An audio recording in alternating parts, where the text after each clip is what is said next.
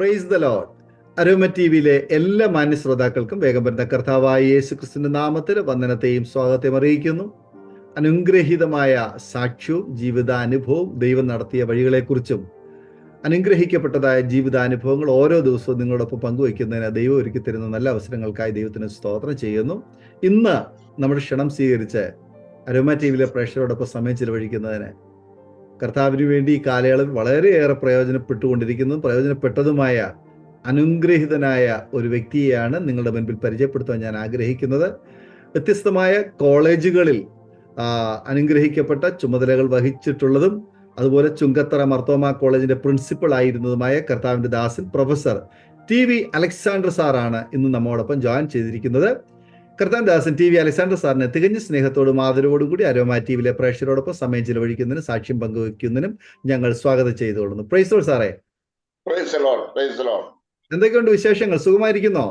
ദൈവകൃപയാൽ സുഖമായിരിക്കുന്നു. കർത്താവ് അത്ഭുതകരമായിട്ട് ഓരോ ദിവസവും നടത്തുന്നു. ഇത്രേ പറയാനുണ്ട്. ഓക്കെ, സാറിനെ അരോമ ടി വിയിലെ പ്രേക്ഷകരോടൊപ്പം പരിചയപ്പെടുത്തുന്നതിൽ ഞങ്ങൾക്ക് വളരെ സന്തോഷമുണ്ട്. ഒന്ന് പരിചയപ്പെടുത്താമോ? വീട്ടിൽ ആരൊക്കെയുണ്ട്? എവിടെ നിന്നാണ് ജോയിൻ ചെയ്തിരിക്കുന്നത്? ഞാൻ എറണാകുളം കാക്കനാട് എന്നുള്ള സ്ഥലത്ത് നിന്നാണ് ജോയിൻ ചെയ്തിരിക്കുന്നത്.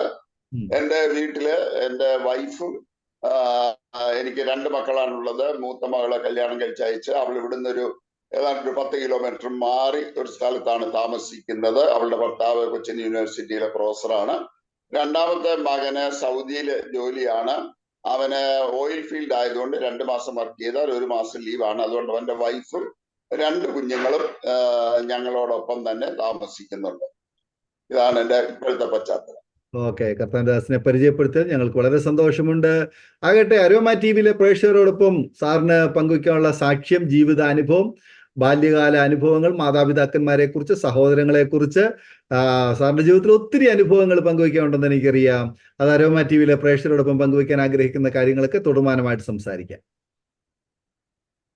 എന്നെ കേൾക്കുന്ന എല്ലാ പ്രേക്ഷകർക്കും ഇരുന്നവനും ഇരിക്കുന്നവനും വരുന്നവനുമായിട്ടുള്ള നമ്മുടെ വാഴ്ത്തപ്പെട്ട കർത്താവിന്റെ നാമത്തിൽ സ്നേഹ വന്ദനം ഞാൻ അറിയിക്കുന്നു. അതോടൊപ്പം തന്നെ എനിക്ക് ഈ അവസരം തന്ന ബഹുമാനപ്പെട്ട പാസ്റ്ററിനോടും പ്രത്യേകമായിട്ടുള്ള ഹൃദയമായുള്ള നന്ദി ഞാൻ അറിയിച്ചുകൊണ്ട് എൻ്റെ സാക്ഷ്യത്തിലേക്ക് കടക്കാനായിട്ട് ഞാൻ ആഗ്രഹിക്കാം. ഞാൻ ജനിച്ചത് കുമ്പനാട് എൻ്റെ അമ്മച്ചിയുടെ വീട്ടിലാണ്. പക്ഷെ ഞാൻ വളർത്തപ്പെട്ടത് കുണ്ടറ ദേശത്താണ്. കുണ്ടറ എന്ന് പറയുന്ന കൊല്ലം ഡിസ്ട്രിക്റ്റിലുള്ള ഒരു ദേശമാണ്. ആ ദേശത്താണ് ഞാൻ വളർത്തപ്പെട്ടത്. എനിക്ക് ഫാദറും മദറും ഉണ്ടായിരുന്നു. അവർ 2 പേരും ഇന്ന് നിത്യതയിൽ വിശ്രമിക്കുന്നു. ഫാദർ 92-ാമത്തെ വയസ്സിലും മദർ 88-ാമത്തെ വയസ്സിലും ഈ ലോകത്തിൽ നിന്ന് മാറ്റപ്പെട്ടു. അവർ മാറ്റപ്പെടുന്ന സമയത്തും അവര് മർത്തോമായിലായിരുന്നു. എങ്കിൽ പോലും തികഞ്ഞ രക്ഷയുടെ അനുഭവം ഉണ്ടായിരുന്നു. അവസാന നിമിഷങ്ങളിൽ അവരെ തലയിൽ കൈവച്ച് പ്രാർത്ഥിച്ച് അവരെ യാത്ര അയക്കാൻ ദൈവം എനിക്കൊരു വലിയ ഭാഗ്യം തന്നു. അതൊരു വലിയ ഭാഗ്യമായിട്ട് ഞാൻ കണക്കാക്കുന്നു. ഞാൻ അവരുടെ മൂത്ത മകനാണ്. എനിക്ക് ഇളയത് ഒരു സിസ്റ്ററും 2 ബ്രദേഴ്സും ഉണ്ട്. സിസ്റ്റർ തിരുവല്ല മർത്തോമ റെസിഡൻഷ്യൽ സ്കൂളിൽ ഓഫീസിൽ അസിസ്റ്റന്റ് ആയിരുന്നു. അളിയന് തിരുവല്ല മർത്തോമ കോളേജിൽ ഇംഗ്ലീഷിന്റെ പ്രൊഫസറായിരുന്നു.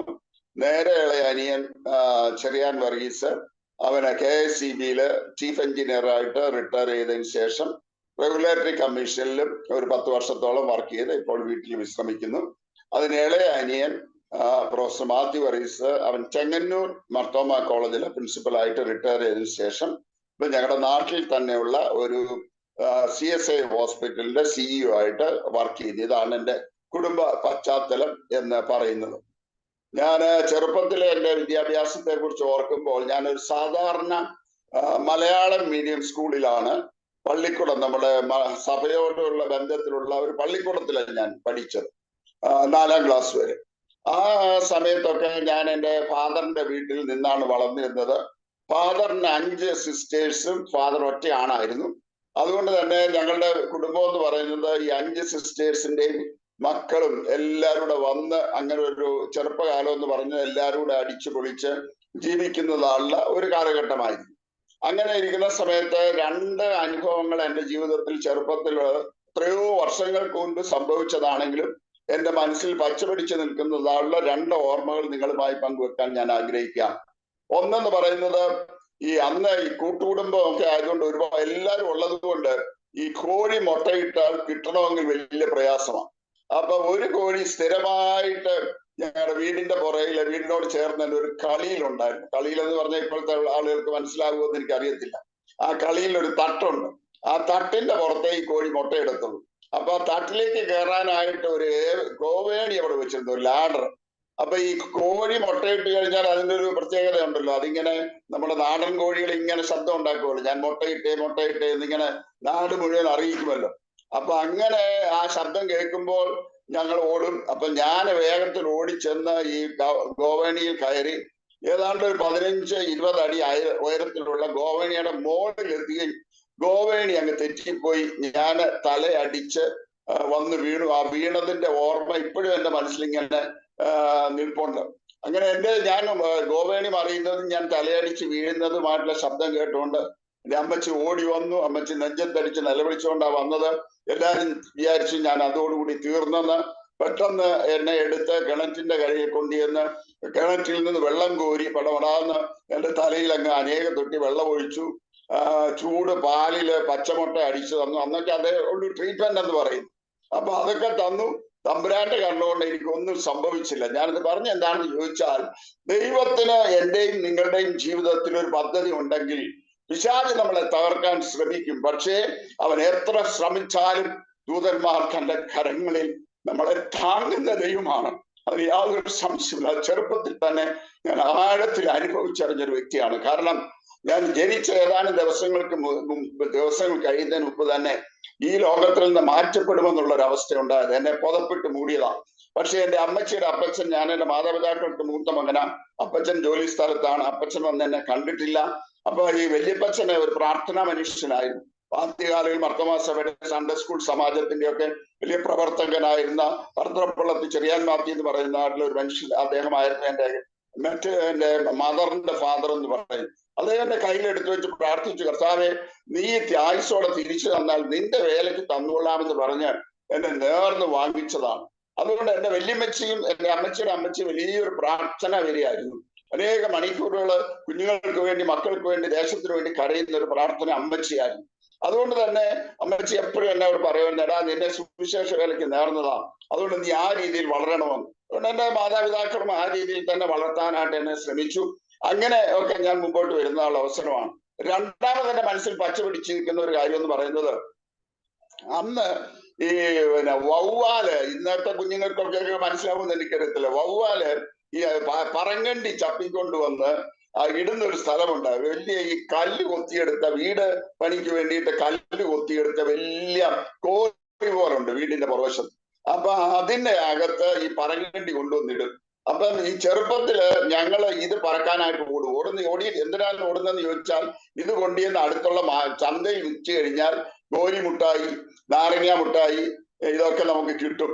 അതുകൊണ്ട് അതിനു വേണ്ടിയിട്ട് രാവിലെ എഴുന്നേറ്റ് ഈ പറങ്കണ്ടി അവിടെ വീണ് കിടപ്പുണ്ടോന്ന് അറിയാനായിട്ട് ഞാൻ ഈ കല്ലുവെട്ടാൻകുഴിയുടെ ഏറ്റവും മോളിൽ നിന്നുകൊണ്ട് ഒരു മരത്തേലൊന്ന് പിടിച്ചോണ്ട് ഞാൻ നെത്തി നോക്കിയപ്പോൾ എന്റെ കാല് വഴുതിപ്പോയി.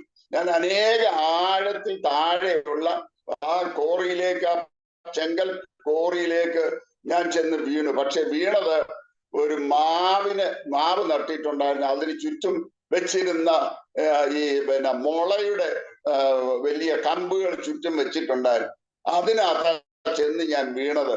അതുകൊണ്ട് നല്ല പട്ടുപത്തയിൽ ചെന്ന് വീണതുപോലെയാണ് ഞാൻ ചെന്ന് വീണത്.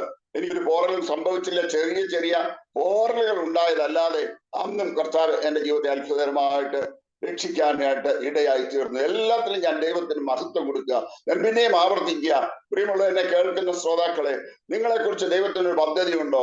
ഏതെങ്കിലും വിധത്തിൽ ദൈവദാസന്മാരിൽ കൂടെ, ദൈവവചനത്തിൽ കൂടെ ദൈവം നിങ്ങളോട് ഇടപെട്ടിട്ടുണ്ടോ?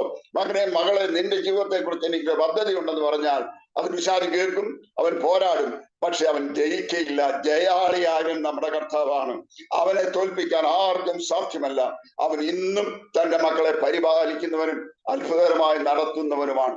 എന്റെ സ്കൂൾ വിദ്യാഭ്യാസം കഴിഞ്ഞപ്പോൾ ഞാൻ ഡിഗ്രിക്ക് ജോയിൻ ചെയ്തത് വീട്ടിൽ നിന്ന് ഏതാണ്ട് 10 കിലോമീറ്റർ മാത്രം ദൂരെയുള്ള കൊല്ലം SN കോളേജിലാണ്. അപ്പം എന്റെ വീടെന്ന് പറയുന്നത് റെയിൽവേ സ്റ്റേഷനോട് ചേർന്നാണ്, കുണ്ട്ര ഈസ്റ്റ് റെയിൽവേ സ്റ്റേഷൻ. അപ്പൊ ട്രെയിൻ വന്ന് നിർത്തുമ്പോൾ വീട്ടിൽ നിന്ന് ഇറങ്ങി ചെന്നാലും ഈസി ആയിട്ട് കയറാം. 8 മണിക്ക് ഒരു കോളേജ് ട്രെയിൻ വരും. അതിനകത്ത് കയറി കഴിഞ്ഞാൽ പിന്നെ വൈകിട്ട് 6 മണിക്ക് ആ കോളേജ് ട്രെയിൻ ഇങ്ങോട്ട് വരത്തുള്ളൂ. ആ സമയത്ത് തിരിച്ച് വീട്ടിലെത്തത്തുള്ളൂ. അപ്പൊ 8 മണി തൊട്ട് 6 മണി വരെ കംപ്ലീറ്റ് ആയിട്ട് ഫ്രീ ആണ്. അതുവരെ ഞാൻ വീടിന്റെ അടുത്തുള്ള ഒരു സ്കൂളിലാണ് പഠിച്ചിരുന്നത്. അന്ന് ഒരു പ്രത്യേകത എന്ന് പറയുന്ന എന്റെ വല്യപ്പച്ചനും എന്റെ വല്യപ്പച്ചനെ എല്ലാവരും അറിയുന്ന ഒരു വ്യക്തിയാണ്. അതുകൊണ്ട് തന്നെ അദ്ദേഹം ഞങ്ങൾ എന്തെങ്കിലും സ്കൂളിൽ കുരുത്തക്കേട് കാണിച്ചാൽ ഉടൻ വീട്ടിൽ ന്യൂസ് എത്തും. ഹെഡ് മാസ്റ്റർ പറയും നല്ല പഴയ ഭാഷ പറഞ്ഞ നല്ല പെട കിട്ടും. വല്യപ്പച്ചൻ നല്ല അടിക്കുമായിരുന്നു. നല്ല ചൂരൽ വെച്ച് ഞങ്ങളെ വീടിന്റെ വരാന്തയിൽ തൂണുണ്ടായിരുന്നു. ആ തൂണിൽ കെട്ടിയിട്ട് അടിക്കുമായിരുന്നു ചെറുപ്പത്തിൽ. വളരെ സ്ട്രിക്റ്റ് ആയിരുന്നു. പക്ഷെ വളരെ നല്ല ദൈവമുള്ള ഞങ്ങൾ വളരെ സ്ട്രിക്റ്റ് ആയിട്ട് വളരണമെന്നുള്ള ആത്മാർത്ഥമായ സ്നേഹം കൊണ്ട് അത് ശിക്ഷിച്ചിരുന്നതാണ്. അപ്പം അതുകൊണ്ട് തന്നെ അങ്ങനെയുള്ള സാഹചര്യത്തിൽ നിന്ന് പെട്ടെന്ന് ഈ നാടൻ ഭാഷ പറഞ്ഞാൽ നിലാപത്ത് വീണ കോഴി പോലെ എന്ത് ചെയ്യണമെന്ന് അറിയാതെ ഈ കൊല്ലം എസ്.എൻ. കോളേജിൽ പഠിക്കാൻ തുടങ്ങിയപ്പോ ഞാൻ എന്റെ പഠിത്തമെല്ലാം ഉഴപ്പാനായിട്ട് തുടങ്ങി. അങ്ങനെ SLCക്ക് വളരെ ഹൈ മാർക്സ് വാങ്ങിച്ച് എന്റെ മാർക്ക് എന്ന് പറയുന്നത് സയൻസിന് 82, കണക്കിന് 86 ഒക്കെ മാർക്ക് വാങ്ങിച്ച് നാഷണൽ സ്കോളർഷിപ്പ് വാങ്ങിച്ച് പഠിക്കാൻ ആരംഭിച്ച ഞാന് pre degree career second group എടുത്തു. ഡോക്ടർ ആകണമെന്നായിരുന്നു ആഗ്രഹം. സെക്കൻഡ് ഗ്രൂപ്പ് എടുത്തു. പക്ഷെ അവിടെ ചെന്ന് എന്റെ പഠിത്തം മുഴുവൻ ഞാൻ ഉഴപ്പി. ഞാൻ പറയും ദൈവം തമ്പുരാന്റെ കരുണ കൊണ്ട് ദൈവം തമ്പുരാൻ എന്നെ തോൽക്കാൻ അനുവദിച്ചില്ല. ഞാൻ അപ്പുറത്തോട്ടങ്ങ് വീണു. പക്ഷെ 3rd ക്ലാസ്. അപ്പോ മെഡിസിന് പോകാനുള്ള സകല വഴികളും അടഞ്ഞു. പ്രിയമുള്ളവരെ, ഇവിടെ ഞാൻ ഒരു കാര്യം പറയട്ടെ. നമ്മുടെ ജീവിതത്തിൽ ചില അബദ്ധങ്ങൾ വന്നാൽ പോലും ആ അബദ്ധങ്ങളെ പോലും മനോഹരമായ പദ്ധതികളാക്കാൻ കഴിയുന്നവനായിട്ടുള്ള ഒരു ദൈവമാണ് നമ്മുടെ ദൈവം എന്ന് പറയുന്നത്. കാരണം അതിനകത്തും ദൈവത്തിനൊരു പദ്ധതി ഉണ്ടായിരുന്നു.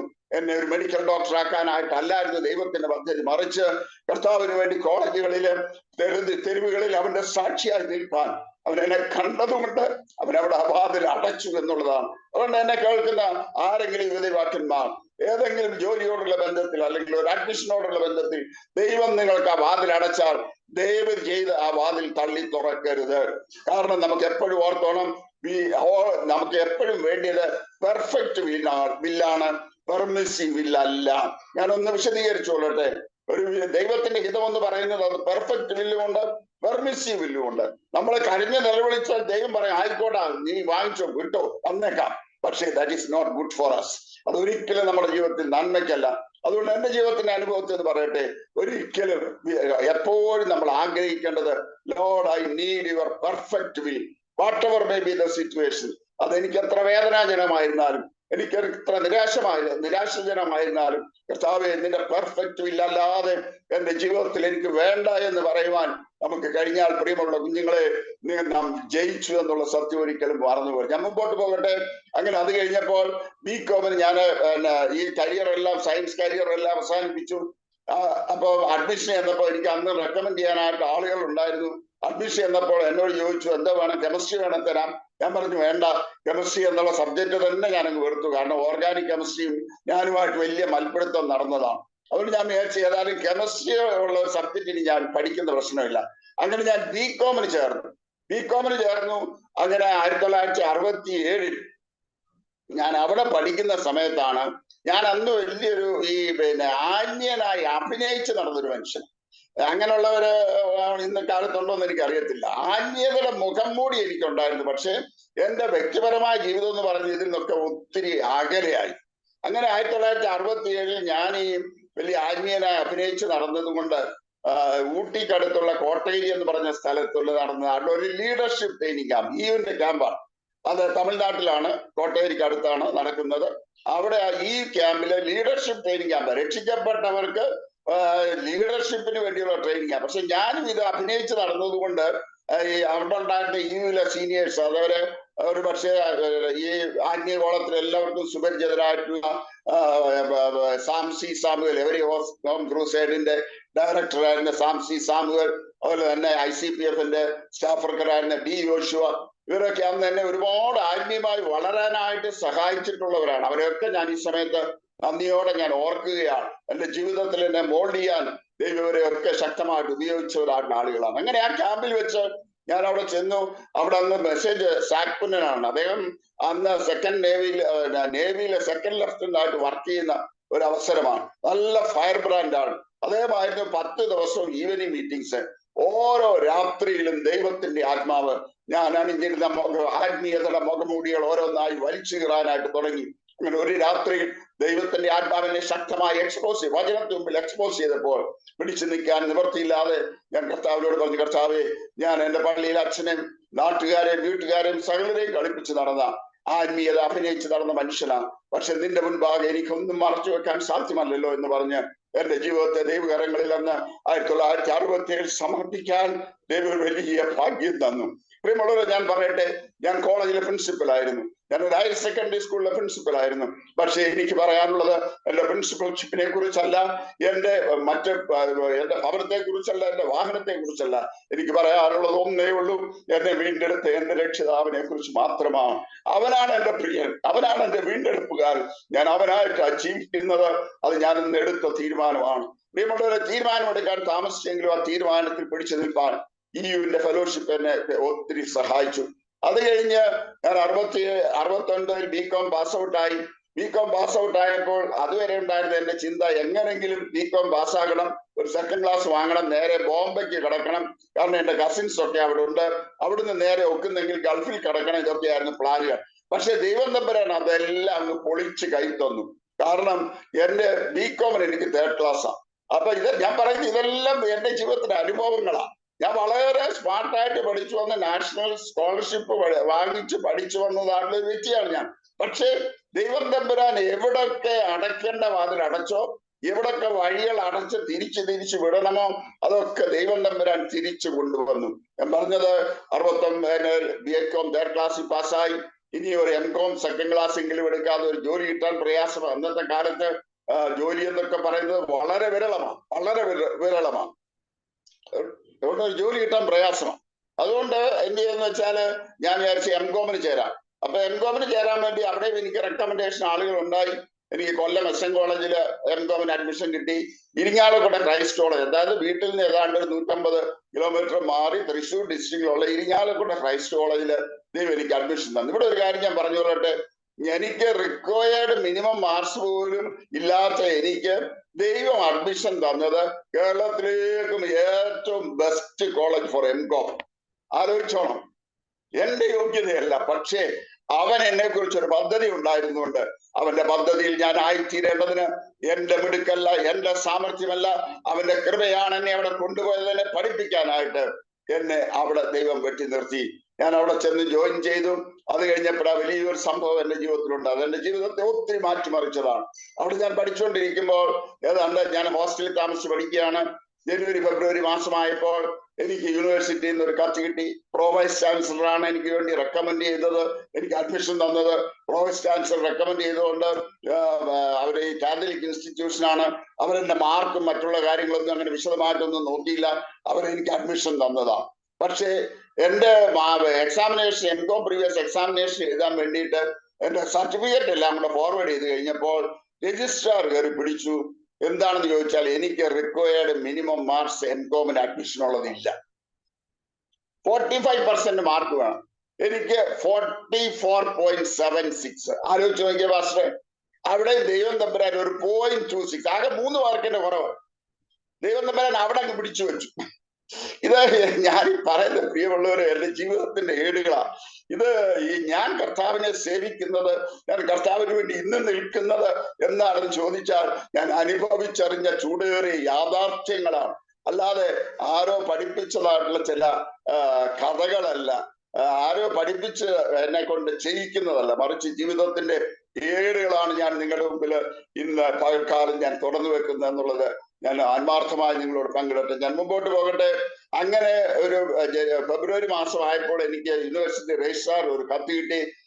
Mister Alexander is not having the required minimum marks for admission, so he has to discontinue the course. ഇടിവെട്ടിയത് പോലെ ആയിപ്പോയി. കാരണം 6 മാസം ആയി ഹോസ്റ്റലിൽ താമസിക്കാൻ പഠിക്കുക. ഞാൻ അന്ന് നാട്ടിലെ പള്ളിയിലെ ഒരു പ്രയർ ഗ്രൂപ്പ് ഒക്കെ തുടങ്ങി. എല്ലാവർക്കും എന്നെ ഇന്നടത്ത് ഇന്നാരെന്ന് പറഞ്ഞാൽ ഞാൻ ഒരു കണ്ണിലുള്ളിയായിരുന്നു. അതുകൊണ്ട് ഞാൻ ഇരിങ്ങാലക്കുട ക്രൈസ്റ്റ് കോളേജ് പഠിക്കാൻ പോകുന്നെന്ന് അറിഞ്ഞപ്പോൾ അച്ഛനും ഒരു കല്യാണത്തിന്റെ ആള് വീട്ടിൽ കൂടി എല്ലാവരും കൂടെ പ്രാർത്ഥിച്ചാണ് എന്നെ ഇരിങ്ങാലക്കുടയ്ക്ക് വിട്ടത് പഠിക്കാനായിട്ട്. ഞാൻ കോഴ്സ് ഡിസ്കണ്ടിന്യൂ ചെയ്ത് തിരിച്ച് നാട്ടിൽ ചെന്നാൽ എങ്ങനെ നാട്ടിൽ ആളുകളോട് എന്ത് പറയും? ഞാൻ ആകെ വിഷമത്തില, എന്ത് ചെയ്യണമെന്ന് അറിയത്തില്ല. ഞാൻ ഓടി, എനിക്ക് വേണ്ടി റെക്കമെൻഡ് ചെയ്ത ആളുടെ അടുത്തൊക്കെ ഓടി. അവരെല്ലാം കൈമലർത്തി. എനിക്ക് വളരെ ഇൻഫ്ലുവൻഷ്യൽ ആയിട്ടുള്ള ചില ആളുകൾ ഉണ്ടായിരുന്നു. അവരെല്ലാം കൈമലർത്തി. അവിടെയും ദൈവം എന്നെ ഒരു പാഠം പഠിപ്പിച്ചു. മനുഷ്യരിൽ ആശ്രയിക്കുന്നതിനേക്കാൾ യഹോവയിൽ ആശ്രയിക്കുന്നത് നല്ലത്, പ്രഭുക്കന്മാരിൽ ആശ്രയിക്കുന്നതിനേക്കാൾ യഹോവയിൽ ആശ്രയിക്കുന്നത് നല്ലതെന്ന് ദൈവം എന്റെ ആഴത്തിൽ എന്റെ ഹൃദയത്തിൽ എഴുതി ചേർത്ത ദിവസങ്ങളാണ് പ്രിയമുള്ളവരെ. ഒരു രക്ഷയില്ല. പക്ഷെ പിന്നുള്ള രക്ഷ എന്താ? ദൈവസന്നിധിയിൽ മുട്ടിന്മേൽ നിന്ന് കണ്ണുനീരോടെ പ്രാർത്ഥിക്കുക. എന്നാൽ ഞങ്ങൾ അവിടെ ചെന്ന് ഞാൻ ഇരിങ്ങാലക്കുട ക്രൈസ്റ്റ് കോളേജ് ജോയിൻ ചെയ്ത് ഞങ്ങളോട് പ്രെയർ ഗ്രൂപ്പ് ഒക്കെ തുടങ്ങി. കോളേജിനകത്ത് ഞങ്ങൾ ഹോസ്റ്റൽ മുറിയിൽ ഞങ്ങൾ കൂടും. എല്ലാ ശനിയാഴ്ചയും ഞങ്ങൾ ഒരുമിച്ച് കൂടും. കുറച്ച് പേരുണ്ട്, കുറച്ച് സ്റ്റുഡൻസ് ഉണ്ട്. അങ്ങനെ കൂടി വന്നവരിൽപ്പെട്ട ഒരു പ്രധാനപ്പെട്ട വ്യക്തിയാണ് ഇപ്പോൾ മർത്തോമ സഭയിലെ യാക്കിമാർ കൂർലോസ് സഫർഗൻ മെത്രാപ്പോലിത്തയായിട്ട് വർക്ക് ചെയ്യുന്നത്. അദ്ദേഹത്തെ ദൈവകൃപയിലേക്ക് നടത്താൻ ദൈവം എന്നെ ആയുധമായിട്ട് ഉപയോഗിച്ചത്. അപ്പൊ അതിന് പുറമെ ഒരു അവിടെ ഒരു ഓസ്ട്രേലിയൻ മിഷണറി ഉണ്ടായിരുന്നു, ആഡംസ് എന്ന് പറഞ്ഞ ബ്രദറൻ മിഷണറിയാണ്. അദ്ദേഹത്തിന്റെ വീട്ടിൽ വെച്ച് അദ്ദേഹം ഒരു പ്രയർ ഗ്രൂപ്പ് തുടങ്ങിയിരുന്നു. ഞങ്ങളെ എല്ലാത്തിനും ക്ഷണിക്കും. അപ്പൊ ഞങ്ങൾ അതിന് പോകും. അദ്ദേഹവുമായിട്ടുള്ള ബന്ധം എന്നെ ഒരുപാട് വളർത്തി. കാരണം അദ്ദേഹം എന്നെ ഞായറാഴ്ച സൺഡേ വർഷിപ്പിനായിട്ട് ക്ഷണിക്കുമായിരുന്നു. ഞാൻ സ്നാനപ്പെട്ടതല്ലെന്ന് അദ്ദേഹത്തിന് അറിയാം, പക്ഷെ കമ്മ്യൂണിയൻ ഞങ്ങൾക്ക് തരുമായിരുന്നു. അദ്ദേഹം പ്രസംഗിക്കുമ്പോൾ എന്നെ കൂടെ കൂട്ടി നിർത്തി. അദ്ദേഹം ഇംഗ്ലീഷിൽ പ്രസംഗിക്കും. എന്നോട് പറയും, യു ജസ്റ്റ് ട്രാൻസ്ലേറ്റ്, നീ ട്രാൻസ്ലേറ്റ് ചെയ്യാൻ പറയും. അപ്പൊ ഞാൻ ഈ മലയാളം എടുത്ത് പഠിച്ചു വന്നതാണ്. എനിക്ക് ട്രാൻസ്ലേറ്റ് ചെയ്യാനൊക്കെ വലിയ ബുദ്ധിമുട്ടാണ്. പക്ഷെ പുള്ളി പറയും, നീ വറിയണ്ട, ഞാൻ നിനക്ക് കിട്ടാത്ത വാക്കുകൾ ഞാൻ മലയാളത്തിൽ പറഞ്ഞുതരാം. ഓസ്ട്രേലിയൻ മിഷണറിയാണ്. അപ്പോ എനിക്ക് വാക്ക് കിട്ടാതെ വരുമ്പോൾ അദ്ദേഹം എന്നെ മലയാളം വാക്കുകൾ പറഞ്ഞു തരും. അങ്ങനെ എന്നെ ട്രാൻസ്ലേറ്റ് ചെയ്യാൻ അദ്ദേഹം പഠിപ്പിച്ചെടുത്തു. അത് EU ക്യാമ്പുകളിലൊക്കെ ആ നാളുകളിൽ ഞാനും മിസ്റ്റർ ജോൺ കുര്യനെ ഒരുപക്ഷെ അനേകർ അറിയുമായിരിക്കും. ബ്രദറൻ സഭയിലെ അറിയപ്പെടുന്ന ഒരു സുവിശേഷ കൺവെൻഷൻ പ്രസംഗനാണ് ബ്രദർ ജോൺ കുര്യൻ. ഞങ്ങൾ രണ്ടും ആയിരുന്നു അന്ന് ആ നാടുകളിൽ EU ക്യാമ്പുകളിലെല്ലാം പ്രസംഗം ട്രാൻസ്ലേറ്റ് ചെയ്തിരുന്ന വ്യക്തി. ഇംഗ്ലീഷിലുള്ള പ്രസംഗങ്ങൾ ഞങ്ങൾ രണ്ടും മാറി മാറി ട്രാൻസ്ലേറ്റ് ചെയ്യാൻ ഇടയായി ചേർന്നു. അത് ദൈവത്തിന്റെ വലിയ പദ്ധതിയായിരുന്നു. പിന്നീടുള്ള എന്റെ ലൈഫിൽ അതൊക്കെ ഒത്തിരി പ്രയോജനപ്പെടാനായിട്ട് ഇടയായി തീർന്നു. അങ്ങനെ ഇത് എനിക്ക് കോഴ്സ് ഡിസ്കണ്ടിന്യൂ ചെയ്യുന്ന അവസ്ഥയായി. ഒരുപാട് പേര് പ്രാർത്ഥിച്ചു. ഞാൻ ചുരുക്കി പറയട്ടെ, ഒരുപാട് നീണ്ട ഹിസ്റ്ററി ചുരുക്കി പറയാം. അവിടെ ഹോൾ ടിക്കറ്റ് വരുന്നതിന് ഒരാഴ്ച മുമ്പ് ഹോൾ ടിക്കറ്റ് വന്ന് പൊട്ടിച്ചപ്പോൾ അതിനു മുമ്പ് വരുന്ന നോമിനൽ റോളിൽ പോലും എന്റെ പേര് കട്ട് ചെയ്തിട്ടാ വന്നത്. ഞാൻ വീട്ടിൽ നിന്ന് വെക്കേഷനൊക്കെ ഈ സ്റ്റഡി ലീവൊക്കെ കഴിഞ്ഞ് സ്റ്റഡി ലീവിന് വീട്ടിൽ ചെന്ന് നാട്ടിൽ ചെന്നിട്ട് എല്ലാവരോടും പറഞ്ഞ് ഞാൻ സ്റ്റഡി ലീവിന് വന്നതാണ്. ഹോസ്റ്റലിൽ നിന്ന് എല്ലാവരും ചോദിക്കും. അതുകൊണ്ട് അത് പേടിച്ചിട്ട് മാനക്കേട് പേടിച്ചിട്ട് ഞാൻ അങ്ങ് വീട്ടിൽ പോയി തിരിച്ചു വന്നു കഴിഞ്ഞ് ഞാൻ ഓഫീസിൽ ചെന്നപാട് സൂപ്രണ്ട് വിളിച്ചു പറഞ്ഞു, മിസ്റ്റർ അലക്സാണ്ടർ വന്നിട്ടുണ്ട്, അയാളുടെ സർട്ടിഫിക്കറ്റ് എല്ലാം കൊടുത്ത് അയാളെ പറഞ്ഞു വിടെന്ന് പറഞ്ഞു. ഞാൻ ചോദിച്ച സാറേ ഇത് പറ്റി? നോമിനൽ റോളിൽ പോലും തന്റെ പേര് കട്ട് ചെയ്തിട്ടാ വന്നത്. പരീക്ഷ എഴുതാനോട്ടോ ഒരു നിവർത്തിയില്ല. ദയവ് ചെയ്ത് ഞങ്ങളെ ഉപദ്രവിക്കാതെ തന്റെ സർട്ടിഫിക്കറ്റ് ഒക്കെ വാങ്ങിച്ചുകൊണ്ടങ്ങ് പോകാൻ പറഞ്ഞു. ഞാൻ പറഞ്ഞു, സാറേ ഒന്ന് വെയിറ്റ് ചെയ്യും, മറ്റുള്ളവരുടെ എല്ലാം ഹോൾ ടിക്കറ്റ് വന്നിട്ട് എന്റെ ഹോൾ ടിക്കറ്റ് ഇല്ലെങ്കിൽ ഞാൻ പൊയ്ക്കോളാം. ഞാൻ ചുരുക്കി പറയട്ടെ, എല്ലാ ഹോൾ ടിക്കറ്റും വന്നു. ഹോൾ ടിക്കറ്റ് പൊട്ടിച്ചപ്പോൾ എന്റെ ഹോൾ ടിക്കറ്റ്, ആദ്യത്തെ ഹോൾ ടിക്കറ്റ് 1971 കാലിക്കറ്റ് യൂണിവേഴ്സിറ്റിയുടെ റൂള് ദൈവം എനിക്ക് ഒരു വ്യക്തിക്ക് വേണ്ടി മാറ്റി എഴുതിച്ച് എന്നെ കൊണ്ട് ദൈവം പരീക്ഷ എഴുതിച്ചു. പ്രിയമുള്ളവരെ, നമ്മുടെ ദൈവം ആരാ? യൂണിവേഴ്സിറ്റിയുടെ റൂളുകൾ പോലും തന്റെ മക്കൾക്ക് വേണ്ടി മാറ്റിമറിക്കാൻ വിശ്വസ്തരായവരെ അവർ സേവിക്കുന്നത്. മറന്നു പോകരുത് പ്രിയമുള്ളവരെ. ഞാൻ മുമ്പോട്ട് പോകട്ടെ. അത് കഴിഞ്ഞ് ഞാൻ പരീക്ഷ എഴുതാൻ ഇനി 10 ദിവസമേ ഉള്ളൂ. എന്ത് ചെയ്യണമെന്ന് അറിയത്തില്ല. പിശാച് പറഞ്ഞാ മണ്ടത്തരം കാണിക്കണ്ടേ, ഏതായാലും അനുവാദം കിട്ടി, അടുത്ത സെപ്റ്റംബറിൽ എഴുതാം. ഞാൻ വിചാരിച്ചില്ല. കർത്താവ് പറഞ്ഞു, മോനെ നീ ധൈര്യമായിട്ട് പരീക്ഷ എഴുതി. ഇത്രത്തോളം നിന്നെ നടത്താൻ ഞാൻ വിശ്വസ്തനാണെങ്കിൽ ഇനിയും നിന്നെ നടത്താൻ ഞാൻ വിശ്വസ്തനാണ്. പ്രിയമുള്ളവരെ, ഞാൻ പ്രാർത്ഥിച്ചു. തമ്പുരാൻ കാണിച്ചു തന്ന പോർഷൻസ് പഠിച്ചു. ഇവിടെ ഞാൻ ഒരു കാര്യം എല്ലാ കുഞ്ഞുങ്ങളോടും മുന്നറിയിപ്പായിട്ട് പറയട്ടെ, ആരും ഇത് അനുകരിക്കാൻ പാടില്ല. എന്റെ ഒരു പ്രത്യേക സാഹചര്യത്തിൽ ദൈവം എനിക്ക് അവിടെ കരുണ കാണിച്ചതാണ്. അതുകൊണ്ട് പ്രാർത്ഥിക്കാതെ പഠിക്കാതെ നടന്നിട്ട് പ്രാർത്ഥിച്ചു നടന്നിട്ട് കർത്താവെ എന്നെ സഹായിക്കണമെന്ന് അവസാന നിമിഷത്തിൽ പ്രാർത്ഥിച്ചാൽ ദൈവം അത് കേൾക്കത്തില്ല. പഠിക്കാനായിട്ട് ഏൽപ്പിച്ചിട്ടുള്ള കുഞ്ഞുങ്ങളെ നിങ്ങൾ പഠിക്കേണ്ടപ്പോൾ പഠിക്കുക തന്നെ വേണം. ആത്മീയ കാര്യങ്ങൾക്ക് മുൻതൂക്കം കൊടുക്കണം, വേദപുസ്തക പഠനത്തിന് മുൻതൂക്കം കൊടുക്കണം. പക്ഷെ അതോടൊപ്പം തന്നെ ദൈവവും നിങ്ങളുടെ മാതാപിതാക്കളും നിങ്ങളെ ഏൽപ്പിച്ച പഠനം യാതൊരു കാരണവശാലും നിങ്ങൾ ഉഴപ്പാൻ പാടില്ല. ആത്മീയത്തിന്റെ പേരിൽ ഉഴപ്പി നടക്കുന്ന അനേക കുഞ്ഞുങ്ങളെ ഞാൻ കണ്ടിട്ടുണ്ട്. അതൊരിക്കലും വചന വിരുദ്ധമാണെന്ന് പറയാനായിട്ട് ഞാൻ ആഗ്രഹിക്കുന്നു. ഞാൻ മുമ്പോട്ട് പോകട്ടെ. അത് കഴിഞ്ഞ് പരീക്ഷ എഴുതി കഴിഞ്ഞപ്പോൾ പ്രിയമുള്ള പാസ്റ്ററെ, ഞാന് 14 പേരാ ഞങ്ങള് ഉണ്ടായിരുന്നു എംകോമില്. അതിൽ 10 പേർക്കും 3rd ക്ലാസ്, 3 സെക്കൻഡ് ക്ലാസ്, ഒരു ഫസ്റ്റ് ക്ലാസ്. ഫസ്റ്റ് ക്ലാസ്സുകാരൻ Calicut university first rank. Calicut university first rank കഴിഞ്ഞാൽ 2ാമത്തെ മാർക്ക് ദൈവം എനിക്ക് തന്ന് എന്നെ ദൈവം മാനിച്ചു. പ്രിയമുള്ളവരെ, അവിടെ ഒരു കാര്യം ഞാൻ പറയട്ടെ. അതുവരെ ഞങ്ങൾ പ്രയർ ഗ്രൂപ്പ് ഒക്കെ ഉണ്ടായിരുന്നത് കൊണ്ട് എനിക്ക് കോളേജിൽ ഉണ്ടായിരുന്ന നിക്നെയിം ദൈവവും ദൈവത്തിന്റെ കുഞ്ഞാടുകളും. ഞങ്ങൾ ഈ പ്രയർ, ഈ സാഡൻ സാഹിബിന്റെ പ്രയർ ഗ്രൂപ്പ് ഒക്കെ കഴിഞ്ഞ് തിരിച്ചു വരുമ്പോ, ഹോസ്റ്റലിലേക്ക് വരുമ്പോ കേൾക്കാം, താണ്ടടാ ദൈവവും ദൈവത്തിന്റെ കുഞ്ഞാടുകളും വരുന്നടാന്ന് ഇങ്ങനെ ഉച്ചത്തിൽ കൂവി വിളിക്കുന്ന കേൾക്കാം. പാസ്റ്റർ ഞാൻ ഒത്തിരി അനുഭവിച്ചിട്ടുണ്ട് കേട്ടോ.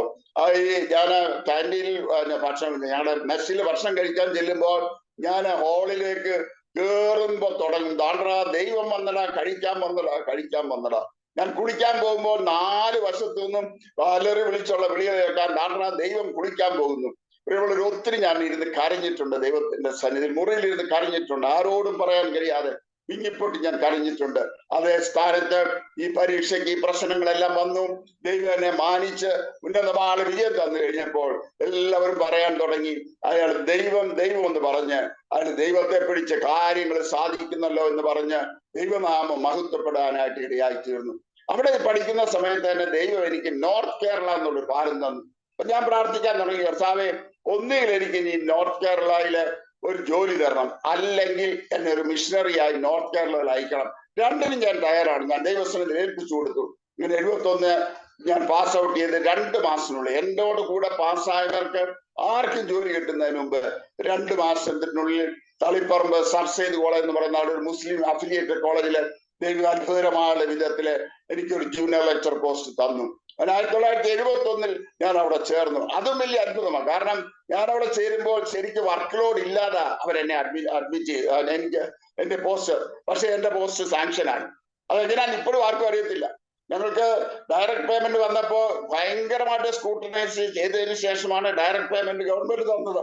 അന്നേരവും ഞാൻ അപ്പുറത്ത് കിടന്നു. എനിക്കറിയത്തില്ല എങ്ങനെയാണ്.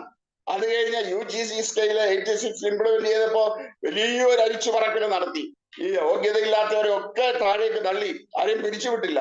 പക്ഷെ അന്നേരവും ഞാൻ അടുത്ത ഗ്രേഡിലേക്ക് തന്നെ കയറാനാക്കി അയച്ചത്. പ്രിയമുള്ളവരെ, നമ്മുടെ യോഗ്യതയല്ല, എന്നെ മാനിക്കുന്നവരെ ഞാൻ മാനിക്കുമെന്ന് പറഞ്ഞാൽ ദൈവം നമ്മളെ മാനിക്ക തന്നെ ചെയ്യും. പ്രിയമുള്ളവരെ, അങ്ങനെ 30 വർഷത്തോളം തളിപ്പറമ്പ് സർ സെയ്ദ് കോളേജിൽ വർക്ക് ചെയ്ത സമയം എന്റെ ജീവിതത്തിലെ സുവർണ കാലഘട്ടമാണ്. കാരണം ഞാൻ അവിടെ ചെന്ന് പ്രയർ ഗ്രൂപ്പുകൾ തുടങ്ങാൻ ദൈവം എനിക്കൊരു വലിയ കൃപയും ആത്മഭാരവും തന്നു. ഞാൻ പഠിപ്പിച്ചിരുന്ന കോളേജിലെ ഒരു പ്രയർ ഗ്രൂപ്പ് എന്റെ വീട്ടിൽ വെച്ച് Payyanur college, Kannur SN college, Calicut medical college, Pariyaram medical college, Kannur engineering college, ഇവിടൊക്കെ പ്രയർ ഗ്രൂപ്പുകൾക്ക് പോകാനും നേതൃത്വം കൊടുക്കാനും ഒക്കെ ദൈവം എന്നെ സഹായിച്ചു. പ്രത്യേകിച്ച് കണ്ണൂർ എഞ്ചിനീയറിംഗ് കോളേജിലും പരിയാരം മെഡിക്കൽ കോളേജിലൊക്കെ ഉണ്ടായിരുന്ന സ്റ്റുഡൻസ് ഒരുപാട് പേര് അവിടെ വന്ന് രക്ഷയുടെ സന്തോഷം അനുഭവിച്ച് ഇന്നൊക്കെ പല സ്ഥാനങ്ങളിൽ ഉന്നതമായ നിലകളിൽ അവർ നിൽക്കുന്നു എന്നുള്ളത് എന്റെ ജീവിതത്തെ സംബന്ധിച്ചിടത്തോളം വളരെ ചാരിതാർത്ഥകരമായിട്ടുള്ള ഒരു കാര്യമാണ്. അതോടൊപ്പം തന്നെ ഗിദയൻസ് എന്ന് പറയുന്നതായിട്ടുള്ള ഇന്റർനാഷണൽ ഓർഗനൈസേഷനോട് ചേർന്ന് പ്രവർത്തിക്കാനായിട്ട് ദൈവം എനിക്ക് അവസരം തന്നു. സ്കൂളുകൾ തോറും ഞങ്ങൾ മലബാറിൽ ബൈബിൾ കൊടുക്കാത്ത സ്കൂളുകളില്ല. കണ്ണൂര്, വയനാട്, ഇത് കേൾക്കുന്ന അനേകർക്ക് ഒരുപക്ഷെ ഓർമ്മ വരും. അവരുടെ ചെറുപ്പത്തിൽ അവർക്ക് ചെറിയ ബൈബിള് കിട്ടിയതായിട്ടുള്ള ഒരുപക്ഷെ ഞങ്ങൾ പോയി കൊടുത്ത ബൈബിൾ ആയിരിക്കാം. കാരണം എനിക്ക് പിന്നീട് ഒരുപാട് അനുഭവങ്ങൾ ഉണ്ടായി. മലബാർ സൈഡിൽ നിന്നുള്ള പല പാസ്റ്റർമാർ എന്നോട് പറഞ്ഞു, സാറേ ഞങ്ങൾക്ക് ഒരു ബൈബിൾ കിട്ടിയിരുന്നു. ഏത് വർഷമാണ്? ഞാൻ ഇന്ന വർഷം. അപ്പൊ അവർ പറയും, അങ്ങനെയാണെങ്കിൽ ഞാൻ കൊണ്ടു തന്ന ബൈബിൾ ആയിരിക്കും. കാരണം ഞാൻ അന്ന് ഈ ഒരു ഷേപ്പ് അല്ല, ആകെ ലീൻ ആയിട്ടുള്ള ഒരു മനുഷ്യനാണ്. എന്നെ അന്ന് കണ്ടവർക്ക് എന്നെ തിരിച്ചറിയാൻ കുറച്ച് ബുദ്ധിമുട്ടാണ്. അപ്പം അങ്ങനെ ദൈവം എനിക്കൊരു അവസരം. അതോടൊപ്പം തന്നെ ഞാൻ അവിടെ ചെന്നപ്പോൾ ലേമൻസ് ഇവാഞ്ചലിക്കൽ ഫെലോഷിപ്പ് എന്ന് പറഞ്ഞ ഒരു സംഘടന അവിടെ ഉണ്ടായിരുന്നു. റിട്ടയർഡ് AU ആയിരുന്നു അദ്ദേഹം അത് നടത്തിയിരുന്നത്. അദ്ദേഹം was a man full of seal for the Lord. കർത്താവിന് വേണ്ടി വൻ കാര്യങ്ങൾ ചെയ്യണമെന്ന് ആത്മാർത്ഥമായിട്ട് ഓടി നടന്ന ഒരു മനുഷ്യനാണ്. റിട്ടയർഡ് AU ആണ്. അദ്ദേഹത്തിന് ഒരു ഗ്രൂപ്പ് ഉണ്ടായിരുന്നു, LEF എന്ന് പറഞ്ഞു. ഞങ്ങള് ആ ഗ്രൂപ്പിനകത്ത് നല്ല പാട്ട് പാടുന്നവരുണ്ട്, ഇൻസ്ട്രുമെന്റ്സ് വായിക്കുന്നവർ, വയലിൻ വായിക്കുന്നവർ, അക്കോർഡിയൻ വായിക്കുന്നവർ, ഓർഗൻ വായിക്കുന്നവര്, ഗിറ്റാർ പ്ലേ ചെയ്യുന്നവരൊക്കെ നല്ലൊരു ടീം ഉണ്ടായിരുന്നു. അപ്പൊ ഞങ്ങളെ എല്ലാ സെക്കൻഡ് സാറ്റർഡേയും ഏതെങ്കിലും ഹൈന്ദവ സ്ഥലം ഞങ്ങൾ തെരഞ്ഞെടുക്കും. അവിടെ ചെന്ന് ഞങ്ങൾ ഉച്ച വരെ ഹൗസ് ടു ഹൗസ് ഇവാഞ്ചലിസം നടത്തും. ഉച്ചയ്ക്ക് ശേഷം ഞങ്ങൾ ഓപ്പൺ എയർ മീറ്റിംഗ്സ് നടത്തും. ഓപ്പൺ എയർ മീറ്റിംഗ്സ് നടത്തുമ്പോൾ ഈ നല്ല പാടുന്ന പെൺകുട്ടികളുണ്ട്. ഈ കുട്ടികൾ അവിടെ നിന്നോട്ട് പാടാൻ തുടങ്ങുമ്പോഴത്തേക്ക് ആളുകൾ അങ്ങ് ഇരച്ചു കയറും. ഞങ്ങള് DSPയുടെ SP-യുടെ പെർമിഷൻ വാങ്ങിച്ചുകൊണ്ടാണ് പോകുന്നത്. മൈക്ക് സെറ്റ് ഒക്കെ അറേഞ്ച് ചെയ്തത്. ഇതേ ഒരു AU ആയിരുന്നുകൊണ്ട് ഏത് ഓഫീസിൽ കയറി ചെന്നാലും അദ്ദേഹത്തിന് അപ്രൂവൽ കിട്ടുമായിരുന്നു അന്നത്തെ കാലത്ത്. ഇപ്പൊ അന്ന് വളരെ ബുദ്ധിമുട്ടാണ്. പിന്നെ അത് തന്നെയല്ല, ചില സ്ഥലങ്ങളൊക്കെ ചെല്ലുമ്പോൾ ചിലരുടെ ബുദ്ധിമുട്ടൊക്കെ വരുമ്പോൾ ഇദ്ദേഹം AU ആയിട്ട് ഇരുന്നത് കൊണ്ട് ആരെങ്കിലും പെട്ടെന്ന് അയ്യോ സാറാന്നൊന്നും ചോദിച്ചുകൊണ്ട് ഓടി വരും. വേണ്ടതാളുടെ സാഹചര്യങ്ങൾ സൗകര്യങ്ങളെല്ലാം അവർ ഒരുക്കി തരുമായിരുന്നു. അങ്ങനെ ഞങ്ങൾ ഓപ്പൺ എയർ നടത്തുമ്പോൾ അദ്ദേഹം ഒരു ഇൻട്രൊഡക്ഷൻ പറയത്തേ ഉള്ളൂ. പിന്നെ വചനം ഘോഷിപ്പാൻ ദൈവം എനിക്കൊരു വലിയ അവസരം തന്നു. പ്രിയമുള്ളവരെ, ഞാൻ പഠിപ്പിക്കുന്ന കുഞ്ഞുങ്ങളുടെ മുമ്പിൽ നിന്നുകൊണ്ട് കർത്താവിനെ ഉയർത്താൻ, വിളിച്ചു പറയാൻ ദൈവം എനിക്ക് വലിയ ഭാഗ്യം തന്നു. പലരും എന്നോട് ചോദിച്ചിട്ടുണ്ട്, തനിക്ക് നാണമില്ലേ, ഞാൻ കോളേജിലെ പ്രൊഫസറല്ലേ, തനിക്ക് തന്നെ പഠിപ്പിക്കുന്ന പിള്ളേരുടെ മുമ്പിൽ നിന്ന് ഇങ്ങനെ വഴിവക്കിൽ നിന്ന് ഈ യേശു യേശു എന്ന് വിളിച്ചു പറയാൻ തനിക്ക് നാണമില്ലേ? ഞങ്ങൾക്കൂടെ ലജ്ജയാ. സർസെയ്ദ് കോളേജിലെ തന്റെ കൂടെ പഠിപ്പിക്കുന്ന പ്രൊഫസേഴ്സാന്ന് പറയാൻ ഞങ്ങൾക്കൂടെ ലജ്ജയാണെന്ന് പറഞ്ഞിട്ടുണ്ട്. പക്ഷേ എന്റെ പ്രിയപ്പെട്ട പാസ്റ്ററെ, എന്നെ കേൾക്കുന്ന ദൈവജനമേ, ഞാൻ പറയട്ടെ, കർത്താവ് ഒരിക്കലും നമ്മളെ ലജ്ജിപ്പാൻ അനുവദിക്കുന്ന ദൈവമല്ല. അവരോടുകൂടെ ചേർന്ന് നിൽക്കാഞ്ഞത് കൊണ്ട്, അവരുടേതായുള്ള പല പരിപാടികളിൽ നമ്മൾ പങ്കെടുക്കാത്തത് കൊണ്ട് എന്നെ ഒരുപാട് ഐസൊലേറ്റ് ചെയ്യുകയും ഒരുപാട് പീഡനങ്ങൾ ഞാൻ ആ സമയത്ത്, മാനസികമായ പീഡനങ്ങൾ, ശാരീരികമായ പീഡനങ്ങളല്ല, മാനസികമായ പീഡനങ്ങൾ ഒരുപാട് സന്ദർഭത്തിൽ ഞാൻ അനുഭവിച്ചിട്ടുണ്ട്. പ്രത്യേകിച്ച് ഞങ്ങള് താമസിച്ചിരുന്ന ക്വാർട്ടേഴ്സ് എന്ന് പറയുന്ന ഒരു 10-14 വീടുകളുള്ള ക്വാർട്ടേഴ്സാണ്. മിക്കതിലും കോളേജ് ടീച്ചേഴ്സാ. പക്ഷെ അവിടെ നടന്നിരുന്ന പരിപാടികളൊക്കെ എനിക്ക് പരസ്യമായിട്ട് പറയാനായിട്ട് ബുദ്ധിമുട്ടുണ്ട്. അപ്പൊ ഞാൻ ഇവരോടൊക്കെ ചേർന്ന് പോകാത്തത് കൊണ്ട് എന്നെ ഒറ്റപ്പെടുത്തുകയും ഞാൻ ക്യാമ്പൊക്കെ നടത്തി വെച്ച പിള്ളേരുടെ സ്റ്റുഡൻസിന്റെ ക്യാമ്പൊക്കെ നടത്തി വെച്ച് വരുമ്പോൾ എന്റെ വീടിന്റെ മുന്നിലെ വാടക വീടാണ്, അതിന്റെ മുന്നിലെ വലിയ ലേബൽ ഒട്ടിച്ചു വെച്ചാവും, കപടഭക്തരെ ഒറ്റപ്പെടുത്തുക, യൂദാസിനെ ഒറ്റപ്പെടുത്തുക, ഇങ്ങനെയുള്ള ലേബലൊക്കെ അവിടെ ഒട്ടിച്ചു വെക്കും. ഞാൻ പ്രാർത്ഥന നടത്തുമ്പോൾ, ഞങ്ങൾ കുടുംബ പ്രാർത്ഥന നടത്തുമ്പോൾ തൊട്ട അയലോകത്തെ വീട്ടില് തന്നെ താമസിച്ചിരുന്ന ഒരു വ്യക്തി, അദ്ദേഹം ഉച്ചത്തില് ടേപ്പ് റെക്കോർഡർ വെച്ച് പ്ലേ ചെയ്യും. അപ്പൊ ഇങ്ങനെയൊക്കെ ഒരുപാട് പേര് അങ്ങനെ ഞങ്ങളങ്ങ് ആകെ വിഷമിച്ച്, ഞാനൊരു 10 വർഷത്തോളം ഞാനും ഭാര്യയും വളരെ വിഷമിച്ച ഞങ്ങൾ ഇവിടെ കഴിഞ്ഞു. ഇവിടെ ഞാൻ ഒരു കാര്യം പറഞ്ഞുകൊള്ളട്ടെ, ഞാൻ 1974 കുടുംബജീവിതത്തിലേക്ക് പ്രവേശിക്കാൻ ദൈവം എനിക്കൊരു അവസരം തന്നു. ഞാൻ രക്ഷിക്കപ്പെട്ട ഒരു പെൺകുട്ടിയെ മാത്രമേ വിവാഹം കഴിക്കത്തുള്ളൂ നിർബന്ധമായിരുന്നു എനിക്ക്. അതിന്റെ പേരിൽ എന്റെ മാതാപിതാക്കളിൽ നിന്ന് 1 വർഷത്തോളം ഞാൻ ഒരുപാട് പ്രയാസം അനുഭവിക്കേണ്ടി വന്നു. കാരണം എന്റെ മാതാവ് വലിയ മർത്തോമ ഭക്തയായിരുന്നെങ്കിലും മാതാവ് എന്നോട് എപ്പോഴും പറയുമായിരുന്നു, എടാ നീ രക്ഷിക്കപ്പെടാത്തതിനെ കെട്ടിക്കൊണ്ട് വന്നിട്ട് രക്ഷിക്കപ്പെടുത്തണമടാ, അങ്ങനെ ഒരാത്മാവിനെ നിനക്ക് നേടാൻ പറ്റുമെന്ന് പറഞ്ഞ് എന്നെ എപ്പോഴും ഇങ്ങനെ ടോർച്ചർ ചെയ്യുമായിരുന്നു. 1 വർഷം ഞാൻ ഒരുപാട് ടോർച്ചറിങ് അനുഭവിച്ചിട്ടുണ്ട്. എന്റെ ഫാദർ എന്നോട് പറഞ്ഞത് എനിക്കിവിടെ പറയാൻ കൊള്ളത്തില്ല. കാരണം നിനക്ക് വേണ്ടി ഒരു പെണ്ണിനെ ഇനി ഞാൻ ഈ താഴ്ന്ന ജാതിക്കാരുടെ അടുത്ത് പോയി അന്വേഷിക്കേണ്ടി വരും, നല്ല കുടുംബത്തിൽപ്പെട്ടവരാരും രക്ഷിക്കപ്പെട്ടതാണെന്ന് പറഞ്ഞ് വിളിച്ചു പോയിക്കൊണ്ട് നടക്കത്തില്ലടാന്ന് പറഞ്ഞു. പക്ഷെ അതിന്റെ മധ്യത്തിൽ ദൈവം എന്നെ മാന്യമായ ഒരു കുടുംബത്തിൽ നിന്ന് നല്ല സുന്ദരിയായ എന്റെ ജീവിതത്തോട് ചേർന്ന് നിൽക്കുന്ന, ആത്മീയ തീഷ്ണതയുള്ള, നല്ലപോലെ പേഴ്സണൽ ഇവാഞ്ചലിസം ചെയ്യുന്ന, പ്രാർത്ഥനയിൽ എന്നോടൊപ്പം മുട്ടുമടക്കി പോരാടുന്ന, ഇന്നുവരെയും ഈ മെയ് 27-ാം തീയതി ഞങ്ങളുടെ 50 വർഷം ഞങ്ങളുടെ കുടുംബ ജീവിതത്തിൽ ഞങ്ങൾ തികയ്ക്കുകയാണ്. ഞങ്ങൾ താമസിക്കുന്ന കോളനിയിൽ പോലും പലരും പറയും, സാറും ആന്റിയും തമ്മിലുള്ള ആ ഒരു ബന്ധം ഇത് ഞങ്ങൾക്കൊക്കെ വലിയ മാതൃകയാണെന്ന് പറയത്തക്കവണ്ണം ദൈവം ഞങ്ങൾക്ക് കൃപ തന്നു. പ്രിയമുള്ളവരെ, അന്ന് ആ തീരുമാനമെടുത്തു. 1 വർഷം ഞാൻ പ്രയാസം അനുഭവിച്ചു. പക്ഷേ അതിന് കഴിഞ്ഞ 50 വർഷവും ഞാൻ ആ തീരുമാനമെടുത്ത് വില കൊടുത്തതിന്റെ വില എനിക്ക് അനുഭവിക്കാനായിട്ട് ദൈവം ഭാഗ്യം തന്നു. എന്നെ കേൾക്കുന്ന മാതാപിതാക്കളെ, സഹോദര സഹോദരികളെ, ഞാൻ നിങ്ങളെ ഓർമ്മിപ്പിക്കട്ടെ, നിങ്ങളുടെ കുഞ്ഞ് രക്ഷിക്കപ്പെട്ടതാണോ, യേശുക്രിസ്തുവിന്റെ രക്ഷിതാവും കർത്താവുമായി സ്വീകരിച്ച ഒരു വ്യക്തിയാണോ, അതേ തീരുമാനവും സമർപ്പണമുള്ള ഒരു വ്യക്തിയെ കൊണ്ടല്ലാതെ നിങ്ങളുടെ കുഞ്ഞുങ്ങളെ വിവാഹം കഴിപ്പിക്കരുത്. അങ്ങനെ അല്ലാത്തൊരു വ്യക്തി നിന്റെ മകളുടെ അല്ലെങ്കിൽ മകന്റെ കുടുംബത്തിൽ ജീവിതത്തിൽ വരാൻ നിങ്ങൾ അനുവദിക്കരുത്. അത് നിങ്ങൾക്കും കുടുംബത്തിനും പിന്നീട് ശാപമായി തീരും. എനിക്ക് വ്യക്തിപരമായി അറിയാം, പരസ്യമായിട്ട് പറയാൻ ബുദ്ധിമുട്ടുള്ളത് കൊണ്ട് ഞാൻ അത്രയും പറഞ്ഞങ്ങ് നിർത്തുകയാണ്. പ്രിയമുള്ളവരെ, ഞാൻ ഓർമ്മിപ്പിക്കട്ടെ, അവിശ്വാസിയോട് ഇണയില്ലാപ്പണ കൂടുവാൻ നമുക്ക് വകുപ്പില്ല. ഇന്ന് ആത്മീയരെന്ന് പറയുന്നവർ പോലും നോക്കുന്നത് അമേരിക്കയിൽ നിന്നാണോ വിവാഹാലോചന, കാനഡയിൽ നിന്നാണോ, ഓസ്ട്രേലിയയിൽ നിന്നാണോ, ന്യൂസിലൻഡിൽ നിന്നാണോ, പിന്നെ ചെറുക്കൻ എന്താണോ ഏതാണോ ആർക്കും വിഷയമല്ല, പെണ്ണെന്താണോ ആർക്കും വിഷയമല്ല. വന്നു, ഞാൻ വർത്തമാനൊരു അച്ഛൻ പറയുന്നു, അച്ഛൻ പറയും, വെള്ളിയാഴ്ച ഉറപ്പിക്കും, ശനിയാഴ്ച കെട്ടും, ഞായറാഴ്ച പൊട്ടും. എങ്ങനെയുണ്ട്? വ്യാഴാഴ്ച പെണ്ണ് കാണും, വെള്ളിയാഴ്ച ഉറപ്പിക്കും, ശനിയാഴ്ച കല്യാണം നടത്തും, ഞായറാഴ്ച ആകുമ്പോഴത്തേക്ക് പൊട്ടും. ഇതാ ഇന്ന് അനേക കുടുംബ ബന്ധങ്ങളും അനേക ഒരു കാലത്ത് ക്രിസ്ത്യ സഭ വ്യക്തമായ ഒരു സ്റ്റാൻഡ് എടുത്തിരുന്നു, അങ്ങനെ വേർതിരിക്കരുത്. പക്ഷെ ഇന്ന് നിവർത്തിയില്ല. എല്ലാ സഭകളും ഇന്ന്, ചില സഭകൾ അതിനെതിരായ സ്റ്റാൻഡ് എടുത്തിട്ടുണ്ട്. ഞാൻ അതിനെക്കുറിച്ചൊരു അഭിപ്രായം, ഇവിടെ വിവാദപരമായിട്ടൊരു അഭിപ്രായം പറയാൻ ഞാൻ ആഗ്രഹിക്കുന്നില്ല. ഞാൻ പറഞ്ഞ ഇത്രയേ ഉള്ളൂ. രക്ഷിക്കപ്പെട്ട കുഞ്ഞിനു വേണ്ടി, രക്ഷിക്കപ്പെട്ട ഒരു ജീവിത പങ്കാളിക്ക് വേണ്ടി നിങ്ങൾ പ്രാർത്ഥിക്കണം. കണ്ണുനീരോടെ പ്രാർത്ഥിച്ചാൽ ദൈവം നിങ്ങൾക്ക് തരും. ഒരുപക്ഷെ നിങ്ങൾ ഉദ്ദേശിക്കുന്ന വിദ്യാഭ്യാസം ഇല്ലാതിരിക്കാം, നിങ്ങൾ ഉദ്ദേശിക്കുന്ന സൗന്ദര്യം ഇല്ലാതിരിക്കാം, നിങ്ങൾ ഉദ്ദേശിക്കുന്ന കുടുംബപോയ്മ ഇല്ലാതിരിക്കാം. പക്ഷേ നിന്റെ കുഞ്ഞിന്റെ ജീവിതകാലം മുഴുവൻ ഒരു അനുഗ്രഹമായിരിക്കും എന്നുള്ള സത്യം ഞാൻ ഇവിടെ ഓർമ്മിപ്പിച്ചിട്ട് വിടട്ടെ. ഞാൻ മുമ്പോട്ട് പോകട്ടെ. ഇങ്ങനെ 2000 വരെ, 1971 മുതൽ 2000 വരെ ഞാൻ തളിപ്പറമ്പ് സർ സെയ്ദ് കോളേജിലെ അധ്യാപകനായിരുന്നു. അവിടെ commerce department, PG post graduate ഡിപ്പാർട്ട്മെന്റിന്റെ ഹെഡായിട്ടൊക്കെ വർക്ക് ചെയ്തു. അതിനുശേഷം അതെങ്ങനെ ഇരിക്കുമ്പോഴാണ് ചുങ്കത്തറ മർത്തോമ കോളേജിലെ പ്രിൻസിപ്പലായിട്ട് വരാനായിട്ട് എനിക്ക് മർത്തോമ സഭയുടെ ഒരു ക്ഷണം കിട്ടി. അതും വലിയൊരു അത്ഭുതമാണ്. ഞാൻ അവിടെ ജോയിൻ ചെയ്ത കസേര, ചുങ്കത്തറ മർത്തോമ കോളേജിന്റെ പ്രിൻസിപ്പലിന്റെ കസേരയിൽ ഇരുന്ന സമയത്ത് ഞാൻ പലപ്പോഴും ചിന്തിച്ചിട്ടുണ്ട്, ദൈവമേ എനിക്ക് ഈ കസേരയിൽ ഇരിക്കാൻ എന്താ യോഗ്യത? ഞാൻ മലയാളം മീഡിയത്തിലാണ് പഠിച്ചത്. 30 വർഷം ഒരു മുസ്ലിം കോളേജിലെ പ്രൊഫസറായിരുന്നു. മർത്തോമ സഭയ്ക്ക് 7-8 കോളേജുണ്ട്. മർത്തോമയുടെ സഭയുടെ ചരിത്രത്തിൽ ഇന്നേ വരെ ഉണ്ടായിട്ടില്ല, പിന്നീടും ഉണ്ടായിട്ടില്ല, ഒരു മുസ്ലിം കോളേജിൽ നിന്ന് ഒരു പ്രൊഫസറിനെ ഡെപ്യൂട്ടേഷനിൽ കോളേജിന്റെ പ്രിൻസിപ്പളായിട്ട് കൊണ്ടുവന്നിരിക്കുന്ന ചരിത്രമില്ല.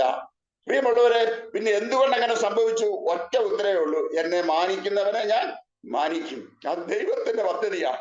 2 വർഷം ഞാൻ പ്രിൻസിപ്പൾ ആയിട്ടിരുന്നു. I had a really tough time there. വളരെ ടഫ് ടൈം ആയിരുന്നു. കാരണം ഡെപ്യൂട്ടേഷൻ ഞാൻ ചെന്നതുകൊണ്ട് അവിടെ പ്രിൻസിപ്പൽ ആകാൻ ആഗ്രഹിച്ചിരുന്നവരൊക്കെ എനിക്കെതിരായി. ഒരുപാട് കരുക്കൾ നീക്കി, ഒരുപാട് പ്രയാസങ്ങൾ അനുഭവിക്കേണ്ടി വന്നു. പക്ഷേ അതിന്റെ മധ്യത്തിൽ ദൈവം ഒരിക്കലും തല താഴ്ത്താൻ ദൈവം അനുവദിച്ചില്ല. സങ്കീർത്തനക്കാരൻ പറയുന്ന, എന്റെ രക്ഷയും എന്റെ മഹിമയും എന്റെ തല ഉയർത്തുന്നവനും എന്റെ കർത്താവാ. പ്രിയമുള്ളവര്, നമ്മുടെ രക്ഷ, നമ്മുടെ മഹിമ, നമ്മുടെ തല ഉയർത്തുന്നവർ മനുഷ്യരല്ല. മനുഷ്യർ നമ്മുടെ തല താഴ്ത്താൻ നോക്കിയാലും നമ്മുടെ തല ഉയർത്തി തന്നെ നിർത്തുന്ന ഒരു ദാവീദിന്റെ ദൈവം, ഹല്ലേലൂയ, ഒരു ദാനിയേലിന്റെ ദൈവം, ഒരു ശദ്രക്ക് മേശക്ക് അബേദ്നെഗോവിന്റെ ദൈവത്തെയാണ് നമ്മൾ സേവിക്കുന്നത് എന്നുള്ള സത്യം ഒരു നാളും മറന്നു പോകരുത്. ഞാൻ അവിടെ ചുങ്കത്തറ മർത്തോമ കോളേജിൽ ഇരിക്കുമ്പോൾ നടന്ന നാളില 1-2 കാര്യങ്ങൾ ഓടിച്ച് ഞാൻ പറയാനായിട്ട്, ആ ഭാഗം വിടാനായിട്ട് ആഗ്രഹിക്കുക. ഒന്ന്, ഞാൻ അവിടെ ജോയിൻ ചെയ്തു. ആ സമയത്ത് ഞാൻ ഒരു മലബാറിലുള്ള കരിക്കോട്ടക്കരി എന്ന് പറയുന്ന ഒരു സ്ഥലത്തുള്ള കത്തോലിക്ക പള്ളിയില് എനിക്ക് കൺവെൻഷൻ, അവരുടെ പള്ളിയിലെ കൺവെൻഷൻ പ്രസംഗിക്കാനായി, പെരുന്നാളിനോട് അനുബന്ധിച്ചുള്ള കൺവെൻഷൻ പ്രസംഗിക്കാനുള്ള ക്ഷണം കിട്ടി. ഞാൻ ആ സമയത്ത് ഏത് സഭയിൽ അവസരം കിട്ടിയാലും ഞാൻ പോകും. ഓർത്തഡോക്സ് ചർച്ച് ഞാൻ പോകുമായിരുന്നു, CSI ചർച്ചസിൽ പോകുമായിരുന്നു, കാത്തലിക് ചർച്ചസിൽ പോകുമായിരുന്നു. അങ്ങനെ ആ ക്ഷണം സ്വീകരിച്ച് ഞാൻ ഞങ്ങളുടെ കോളേജിൽ തന്നെയുള്ള ഒരു പ്രൊഫസറിന് അതിന്റെ ചാർജ് ഒക്കെ കൊടുത്തതിന് ശേഷം ഞാൻ ഈ മീറ്റിങ്ങിനായിട്ട് പോയി. ഞാൻ മീറ്റിങ്ങിന് പോയി, വളരെ സന്തോഷമായിരുന്നു.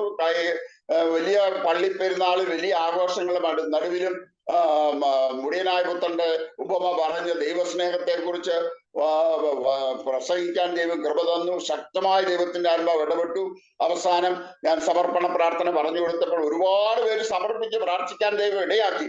അവരെത്ര പേരുണ്ടെന്നൊന്നും എനിക്കറിയത്തില്ല. പക്ഷെ എന്റെ കടമ ഞാൻ ചെയ്തു, ദൈവം എന്നെ അയച്ചു. ഞാൻ തിരിച്ചു വന്നപ്പോഴാണ് അറിയുന്നത് കോളേജിൽ ഒരു കുട്ടി സൂയിസൈഡ് ചെയ്യാനായിട്ട് ഇടയാക്കിയത്. ഫൈനൽ ഇയർ BA പഠിക്കുന്ന ഒരു കുട്ടി സൂയിസൈഡ് ചെയ്യുന്നു. അപ്പോ സൂയിസൈഡ് ചെയ്ത് കഴിഞ്ഞപ്പോൾ സംഭവം എന്താണെന്ന് ചോദിച്ചാൽ, ആ കുട്ടിക്ക് ഒരു ലവ് അഫെയർ ഉണ്ടായിരുന്നു. ആ ലവ് അഫെയർ അവളുടെ ബ്രദർ അറിഞ്ഞു. ബ്രദർ ഒരു ബുക്കിനകത്തിരുന്ന അവളുടെ ഈ ലവ് ലെറ്റർ, അവൾക്ക് എഴുതിയ ലവ് ലെറ്റർ കണ്ടിട്ട് അവൻ കോളേജിലെ ലൈബ്രറിയിൽ നിന്ന് എടുത്ത ബുക്ക് അവൻ കത്തിച്ചു കളഞ്ഞു. അങ്ങനെ ലൈബ്രറിയിൽ നിന്ന് എടുത്ത ബുക്ക് ഇവൾക്ക് മടക്കി തരാനായിട്ട് സാധ്യമല്ലാതെ വന്നു. അപ്പൊ ഈ കോളേജിലെ ഗവൺമെന്റ് റൂൾസ് അനുസരിച്ച് ഒരു കുട്ടി ഏതെങ്കിലും വിധത്തിലുള്ള ഡ്യൂസ് കോളേജിൽ അടയ്ക്കാനുണ്ടെങ്കിൽ ആ കുട്ടിക്ക് ഹോൾ ടിക്കറ്റ് കൊടുക്കാൻ പാടില്ല, വിദ്യാർത്ഥി ചെയ്യണമെന്നുള്ളത് യൂണിവേഴ്സിറ്റി റൂളാണ്. അത് പ്രിൻസിപ്പലിന്റെ ബാധ്യതയാണ്. പ്രിൻസിപ്പള് അവർക്ക് ഹോൾ ടിക്കറ്റ് ഇഷ്യൂ ചെയ്ത് കഴിഞ്ഞാൽ പിന്നീട് ആ തുക പ്രിൻസിപ്പലിന്റെ ഗ്രാറ്റുവിറ്റിയിൽ നിന്ന് പിടിച്ചിരിക്കും. ഓഡിറ്റ് വരുമ്പോൾ അത് പിടിക്കും. അതുകൊണ്ട് ഒരു പ്രിൻസിപ്പൽമാരും അതിന് ധൈര്യപ്പെടാറില്ല. പക്ഷെ ഞാൻ ഒരു കാര്യം ചെയ്തിരുന്നു. ഞാൻ പോകുന്നതിന് മുമ്പ് തന്നെ പറഞ്ഞിരുന്നു, ചാർജിലുള്ള പ്രൊഫസറിനോട് ഓഫീസ് സ്റ്റാഫിനെ എല്ലാം വിളിച്ചു പറഞ്ഞു, ഞാൻ പോവുകയാണ്, ഏതെങ്കിലും കുട്ടിക്ക് ഏതെങ്കിലും വിധത്തിൽ ഡ്യൂസ് ഉള്ള കാരണത്താൽ ഹോൾ ടിക്കറ്റ് നിഷേധിക്കരുത്. നിങ്ങൾ ആ കോഷൻ ഡെപ്പോസിറ്റ് റെസീറ്റിങ് വാങ്ങിക്കണം, അതിനകത്ത് ഒപ്പിട്ട് വാങ്ങിക്കണം. നമുക്ക് ആ കോഷൻ ഡെപ്പോസിറ്റ് റെസീറ്റിൽ നിന്ന് ആ പൈസ ഈടാക്കിയിട്ട് ബാക്കി പൈസ മാത്രം പിന്നീട് നമുക്ക് കൊടുക്കാം. അഥവാ അതിൽ എന്തെങ്കിലും നഷ്ടം വന്നാലും സാരമില്ല, നമുക്ക് മാനേജ്മെന്റിൽ നിന്ന് നമുക്ക് അഡ്ജസ്റ്റ് ചെയ്യാം അത് എന്ന് പറഞ്ഞ് ഏൽപ്പിച്ചിട്ടാ പോയത്. പക്ഷെ ഇവർ ഇതൊന്നും പറയുന്നതിന് മുമ്പ് ഈ കുട്ടി ഇങ്ങനെ ഹോൾ ടിക്കറ്റ് വാങ്ങാൻ വന്നു. ആദ്യത്തെ ആളിന്റെ അടുത്ത് വന്നു, അദ്ദേഹം ലൈബ്രറി ഡ്യൂസ് നോക്കിയപ്പോ പറഞ്ഞു, മോളെ ഒരു ബുക്ക് നിന്റെ മടക്കാനുണ്ടല്ലോ, ഹോൾ ടിക്കറ്റ് കിട്ടാൻ ബുദ്ധിമുട്ടാണല്ലോ എന്ന്. അടുത്ത ആളിനോട് അടുത്ത് കുട്ടികൾ പോയിരുന്നെങ്കിൽ അവർ പറഞ്ഞേനെ, മോളെ നിന്റെ ഹോൾ ടിക്കറ്റിങ് ഉണ്ടോ, പിന്നെ അതിനകത്ത് ഒപ്പിട്ടിരിക്കുന്നതാ, ഞങ്ങൾ ആ ഡ്യൂസ് എടുത്ത് അതിനകത്ത് അഡ്ജസ്റ്റ് ചെയ്തോളാം, നിനക്ക് ഹോൾ ടിക്കറ്റ് വാങ്ങാമെന്ന് പറയുവാൻ. അവരും ശ്രദ്ധിച്ചില്ല. ചുരുക്കം പറഞ്ഞാൽ ഈ കുട്ടി പോയി ഈ സംഭവം എല്ലാം കൂടെ ചേർത്ത് അന്ന് രാത്രി കുട്ടി ആത്മഹത്യ ചെയ്യും. പക്ഷേ എന്തോ ഈ കുട്ടി സൈഡില് സൂയിസൈഡ് നോട്ടിന്റെ സൈഡിൽ എഴുതി വെച്ചു, ഹോൾ ടിക്കറ്റും എനിക്ക് കിട്ടിയില്ല. പിറ്റേന്നായപ്പോൾ ചുങ്കത്തറ മർത്തമൻ കോളേജിലെ പ്രിൻസിപ്പൽ കുട്ടിക്ക് ഹോൾ ടിക്കറ്റ് നിഷേധിച്ചു. കുട്ടി ആത്മഹത്യ ചെയ്തു. പ്രിൻസിപ്പലിനെതിരെ കൊലക്കുറ്റത്തിന് കേസ് കൊടുക്കണം. എല്ലാ കേരളത്തിലെ സകല കോളേജിലും ആ ദിവസം പഠിപ്പുണക്ക് സമരം നടന്നു. പേപ്പറിൽ വെണ്ടയ്ക്ക അക്ഷരത്തിൽ ന്യൂസ് വന്നു, ചുങ്കത്തറ മർത്തമൻ കോളേജ് പ്രിൻസിപ്പലിനെ അറസ്റ്റ് ചെയ്യണം. അപ്പൊ ഞാനല്ലേ പ്രിൻസിപ്പളായിട്ട്, എനിക്ക് വേണമെങ്കിൽ ഒഴിയായിരുന്നു. കാരണം ഞാനല്ല, വേറെ ചാർജ് പഠിച്ച് ഞാൻ ഒഴിയാൻ തയ്യാറായില്ല. കാരണം ഞാൻ പ്രിൻസിപ്പൾ എന്നുള്ള നിലയ്ക്ക് എന്റെ റെസ്പോൺസിബിലിറ്റിയാണ്, ഫൈനൽ റെസ്പോൺസിബിലിറ്റി ഈസ് മൈൻ. അതുകൊണ്ട് ഞാൻ ആ ഉത്തരവാദിത്തം ഏറ്റെടുത്തു. അങ്ങനെ ഇവര് കോളേജിൽ എനിക്കുണ്ടായിരുന്ന എതിരെ ഉണ്ടായിരുന്ന ആള് പലരും ഇത് വല്ലാതെ മിസ്യൂസ് ചെയ്തു. SIയെ സ്വാധീനിച്ചു. SI എന്നെ ഇങ്ങനെ വിളിക്കാനായിട്ട് തുടങ്ങി, സ്റ്റേഷനിൽ ചെല്ലണം, എനിക്ക് FIR എഴുതണം. അപ്പൊ ഇതേ ഇങ്ങനെ വിളിച്ചുകൊണ്ടിരിക്കുമ്പോ എനിക്ക് മനസ്സിലായി, ഞാൻ സ്റ്റേഷനിൽ ചെന്നാൽ മർത്തമ കോളേജിലെ പ്രിൻസിപ്പലിനെ അറസ്റ്റ് ചെയ്തെന്ന് പറഞ്ഞ് പിറ്റേന്ന് പേപ്പറിൽ വെണ്ടയ്ക്കാക്ഷരത്തിൽ ന്യൂസ് വരും. അപ്പൊ അത് സഭയ്ക്ക് നാണക്കേട്, അത് ജീവിതപര്യന്തം നാണക്കേട്. അതുകൊണ്ട് ഞാൻ അത് ഒഴിവാക്കാനായിട്ട് ഞാൻ മനഃപൂർവ്വം കോളേജിൽ പോലീസ് സ്റ്റേഷനിൽ പോയില്ല. ഒരു വെള്ളിയാഴ്ച ആയപ്പോൾ ഈ മനുഷ്യൻ എന്നെ വിളിച്ചങ്ങോട്ട് ഭീഷണിപ്പെടുത്താൻ തുടങ്ങി. സാർ ഇന്ന് 12 മണിക്ക് മുമ്പ് സ്റ്റേഷനിൽ വന്ന് FIR സ്റ്റേറ്റ്മെന്റ് തന്നില്ലെങ്കിൽ കേസിന്റെ രൂപവും ഭാവവും മാറും, സാർ അനുഭവിക്കുമെന്ന് പറഞ്ഞു. എന്ത് ചെയ്യണമെന്ന് അറിയത്തില്ല എന്റെ പാസ്റ്ററെ. ഞാൻ അന്ന് ഒരു കാര്യം പഠിച്ചു, അതുവരെ എന്റെ ക്വാർട്ടേഴ്സിലെ ഫോണ് ഇടതടവില്ലാതെ വിളിക്കുമായിരുന്നു, ഓരോരുത്തരും അഡ്മിഷന് പല 100 കാര്യങ്ങൾക്ക്. പക്ഷെ ആ ദിവസങ്ങളിലൊന്നും ഫോൺ ശബ്ദിച്ചില്ല. ഫോൺ കേടായതല്ല, ആരും വിളിച്ചില്ല. സഭാ നേതൃത്വം പോലും ഒന്ന് വിളിച്ച് സപ്പോർട്ട് ചെയ്തില്ല. ആകെ ജനറേഷൻ, ഞാൻ ആരെയും കുറ്റം പറയുന്നല്ല, പക്ഷെ ദൈവം എന്നെ ഒരു പാഠം പഠിപ്പിക്കുകയായിരുന്നു. അത് പറയാനാണ് ഞാൻ പറയുന്നത്. ഒരു സഭയും ഞാൻ കുറ്റം പറയത്തില്ല. ദൈവം എനിക്ക് വേണ്ടി ചില പദ്ധതികൾ ഒരുക്കിയിട്ടു, അതെന്നെ പഠിപ്പിക്കാനായിരുന്നു. ഞാൻ അങ്ങനെ ഇരിക്കുന്ന സമയത്ത് പെട്ടെന്ന് എന്റെ മനസ്സിലൊന്ന് തോന്നി, അന്ന് ADGP ആയിട്ടിരിക്കുന്ന ജേക്കബ് കുഞ്ഞു സാറാണ്. അദ്ദേഹത്തിന്റെ വീട്ടിൽ എന്റെ അമ്മച്ചിയുടെ മാവിയെ കെട്ടിച്ചിരുന്നു. അപ്പൊ ഞാൻ പെട്ടെന്ന് എന്റെ മനസ്സിൽ ചിന്ത വന്നു, ഞാൻ അദ്ദേഹത്തിന്റെ നമ്പർ എന്റെ അടുത്തില്ല. ഞാൻ മലപ്പുറം SP വിളിച്ചു, അവിടുന്ന് ADGPയുടെ നമ്പർ എടുത്തു. ഞാൻ അദ്ദേഹത്തെ നേരിട്ട് പ്രാർത്ഥിച്ചുകൊണ്ടാണ് വിളിച്ചത്. അദ്ദേഹത്തെ തന്നെ ലൈനിൽ കിട്ടി. ഞാൻ പറഞ്ഞു, ഞാൻ ഇന്നാരാണ്, എന്താ സാറേ ആവശ്യം? ഞാൻ പറഞ്ഞു, ഇങ്ങനൊരു ആവശ്യമുണ്ട്. അദ്ദേഹം അങ്ങ് ചൂടായി. ഒരു കോളേജ് പ്രിൻസിപ്പലിനെ SI റാങ്കിലുള്ള മനുഷ്യൻ സ്റ്റേഷനിൽ വിളിച്ചു വരുത്താൻ അവന് യാതൊരു റൈറ്റും ഇല്ല. കാരണം കോളേജ് പ്രിൻസിപ്പൽസ് എന്ന് പറയുന്നത് പ്രോട്ടോകോൾ അനുസരിച്ച് ഫസ്റ്റ് ക്ലാസ് ഗവൺമെന്റ് ഓഫീസേഴ്സ് ആണ്. അപ്പോൾ SP ലെവലിലുള്ള ഒരു മനുഷ്യന് മാത്രം, ഒരു വ്യക്തി പോലീസ് ഓഫീസർക്ക് മാത്രമേ ഒരു കോളേജ് പ്രിൻസിപ്പലിനെ ചോദ്യം ചെയ്യാനോ ഒക്കെയുള്ള റൈറ്റ് ഉള്ളു. അതുപോലെ സ്റ്റേഷനിൽ വിളിച്ചു വരുത്തിയല്ല, അദ്ദേഹത്തിന്റെ വീട്ടിൽ ചെന്ന്, കോളേജിൽ ചെന്ന്, അല്ലെങ്കിൽ ക്വാർട്ടേഴ്സിൽ ചെന്ന് FIR എടുക്കണം. അതാണ് പ്രോട്ടോകോൾ. അപ്പം ഇവൻ ഏത് സാധനമാണ്, ഇത്ര വിവരമില്ല ഇവന്. എന്നിട്ട് എന്നോട് സാറൊന്നും ചെയ്യണ്ട, ഞാനിപ്പം തന്നെ മലപ്പുറം SP ഓഫീസ് ഞാൻ വിളിച്ചു പറഞ്ഞോളും, SP വേണ്ട ക്രമീകരണം ചെയ്തോളൂ എന്ന് പറഞ്ഞു. ഇത് പറഞ്ഞ അരമണിക്കൂറിനുള്ളിൽ എന്നെ ഇപ്പൊ സ്റ്റേഷനിൽ കയറ്റെന്ന് പറഞ്ഞിരുന്ന മനുഷ്യൻ ഭവ്യതയോടെ വിളിച്ചിട്ട് എന്നോട് ചോദിച്ചു, സാറേ 5 മണിക്ക് ക്വാർട്ടേഴ്സിലുണ്ടാകുമോ? ഞാൻ പറഞ്ഞുണ്ടാവും, ഞാൻ അങ്ങോട്ട് വരുന്നുണ്ട്, എനിക്ക് സ്റ്റേറ്റ്മെന്റ് എടുക്കാനാണെന്ന് പറഞ്ഞു. എന്നെ സ്റ്റേഷനിൽ വിളിച്ച് വരുത്തി അപമാനിക്കാൻ ശ്രമിച്ച മനുഷ്യൻ യൂണിഫോം ഇട്ട് 5 മണിയായപ്പോൾ വീട്ടിൽ വന്ന് എന്റെ സ്റ്റേറ്റ്മെന്റ് എടുത്തുകൊണ്ട് പോയി ആ ഫയൽ അതോടുകൂടി ക്ലോസ് ചെയ്തു. അത് കഴിഞ്ഞ് അതിന്റെ ഏറ്റവും വലിയ രസം എന്ന് പറഞ്ഞ് ഞാൻ ഇങ്ങനെ വിഷമിച്ചിരിക്കുമ്പോൾ എന്റെ മനസ്സിലൊരു വാക്യം വരിക, നീ എന്റെ മഹത്വം വർദ്ധിപ്പിച്ച് എന്നെ ആശ്വസിപ്പിക്കണമേ എന്നാണ് വാക്യം. ആശ്വസിപ്പിച്ചിരിക്കുന്നുവല്ലോ എന്ന് എന്റെ ഹൃദയത്തിൽ ഇങ്ങനെ പറയാ. അപ്പൊ എനിക്ക് വാക്യം പോലും എവിടാന്ന് അറിയത്തില്ല. ഞാൻ ഓർത്തു, ദൈവമേ നീ എന്നെ എങ്ങനെ ആശ്വസിപ്പിക്കാൻ പോകുന്നു? ഓരോ ദിവസം ഞാൻ വഷളാണ്. ഞാൻ തമ്പുരാനോട് ഒത്തിരി മല്ലി പിടിച്ചു കേട്ടോ, ഞാൻ തുറന്നു പറയാം. തമ്പുരാനോട് ഞാൻ പിണങ്ങി. ഞാൻ ചോദിച്ചു, കർത്താവേ നീ എന്റെ മഹത്വം എങ്ങനെ വർദ്ധിക്കാൻ പോകുന്നു? ഞാൻ അപമാനിക്കപ്പെടാൻ പോവുക. പക്ഷെ ഈ വാക്യം ഇങ്ങനെ പൊങ്ങി പൊങ്ങി പൊങ്ങി വരികയാ പ്രിയമുള്ളവരെ. അതേപോലെ തന്നെ അക്ഷരാർത്ഥത്തിൽ ദൈവം എന്നെ മാനിച്ച് എന്റെ മഹത്വം വർദ്ധിപ്പിച്ചു. പിന്നീട് കോളേജിൽ എന്ത് പ്രശ്നം ഉണ്ടായാലും അവിടുത്തെ ഒരു സർക്കിൾ ഇൻസ്പെക്ടർ ഉണ്ടായിരുന്നു, ഉണ്ണിത്താൻ സാറ്, കായംകുളംകാരൻ. അദ്ദേഹം എന്നോട് പറഞ്ഞു, സാറേ എന്ത് ആവശ്യം ഉണ്ടെങ്കിലും എന്നെ വിളിച്ചു പറഞ്ഞാൽ മതി, ഞാൻ വേണ്ട ക്രമീകരണം. അത് കഴിഞ്ഞ് അവിടെ പിന്നെ ആപ്ലിക്കേഷൻ ഫോം ഇഷ്യൂ ചെയ്യേണ്ട ഒരു പ്രശ്നം വന്ന സമയത്ത് ഇദ്ദേഹം ഒരു 4-5 സ്റ്റേഷനിലെ SI-മാരെയും പോലീസുകാരെ മുഴുവൻ വിളിച്ചു വരുത്തി എന്റെ ഓഫീസിന് കാവല്, എന്റെ ക്വാർട്ടേഴ്സിന് കാവല്, ആ കോളേജ് മുഴുവൻ അങ്ങ് നിരത്തി അതെനിക്ക് വേണ്ടി ഭംഗിയായിട്ട് നിവർത്തിച്ചു തന്നു. ഞാൻ ഓർത്തു, ദൈവമേ, ഞാൻ അപമാനിക്കപ്പെടാനിരുന്ന സ്ഥാനത്ത് ആരും എന്നെ ആശ്വസിപ്പിക്കാനില്ലായിരുന്നു. പക്ഷെ എന്നെ ആശ്വസിപ്പിച്ചത് ഈ മാറ്റമില്ലാത്ത ദൈവത്തിന്റെ വചനമാണ്. ഹല്ലേലൂയ. ഇത് കേൾക്കുന്ന നിങ്ങളോട് ഞാൻ പറയട്ടെ, ഈ വചനം ഹൃദയസ്ഥമാക്കിക്കൊള്ളണം. വചനം നിസ്സാരമായി കണക്കാക്കരുത്. വചനം നിങ്ങൾക്ക് പഠിക്കാൻ സാധിക്കുന്ന സമയത്ത് ആഴത്തിൽ ഹൃദയത്തിൽ എഴുതിയിട്ടിരുന്നാലുള്ള ഗുണം എന്താണെന്നറിയാമോ? ആവശ്യം വരുമ്പോൾ നീ ഒരു മൗസ് നീ ക്ലിക്ക് ചെയ്യേണ്ട, നീ ഒരു ഇന്റർനെറ്റ് ഓൺ ചെയ്യേണ്ട, നിന്റെ മനസ്സിലേക്ക് ആ വാക്യം തമ്പുരാൻ ഓടി എത്തിച്ചു തരും. ഹല്ലേലൂയ. എന്റെ ജീവിതത്തിന്റെ അനുഭവമാ. ഹല്ലേലൂയ. നമ്മുടെ ദൈവം ജീവിക്കുന്നതാ. ഈ വചനത്തിന് ഇന്നും ശക്തിയുണ്ട്. ഈ വചനം ഇന്നും നമ്മളെ ജീവിപ്പിക്കുന്നതും നമ്മളെ ആശ്വസിപ്പിക്കുന്നതും നമ്മളെ ബലപ്പെടുത്തുന്നതും നമ്മളെ ശക്തിപ്പെടുത്തുന്നതും നമ്മളെ നിലനിർത്തുന്നതുമാകുന്നു ഓർത്ത് ഞാൻ ദൈവത്തിന് സകല മഹത്വവും കരയറ്റുകയാണ്. പ്രിയമുള്ളവരെ, ഞാൻ മുമ്പോട്ട് പോകട്ടെ. അത് കഴിഞ്ഞ് 2003 ഞാൻ റിട്ടയർ ചെയ്തു.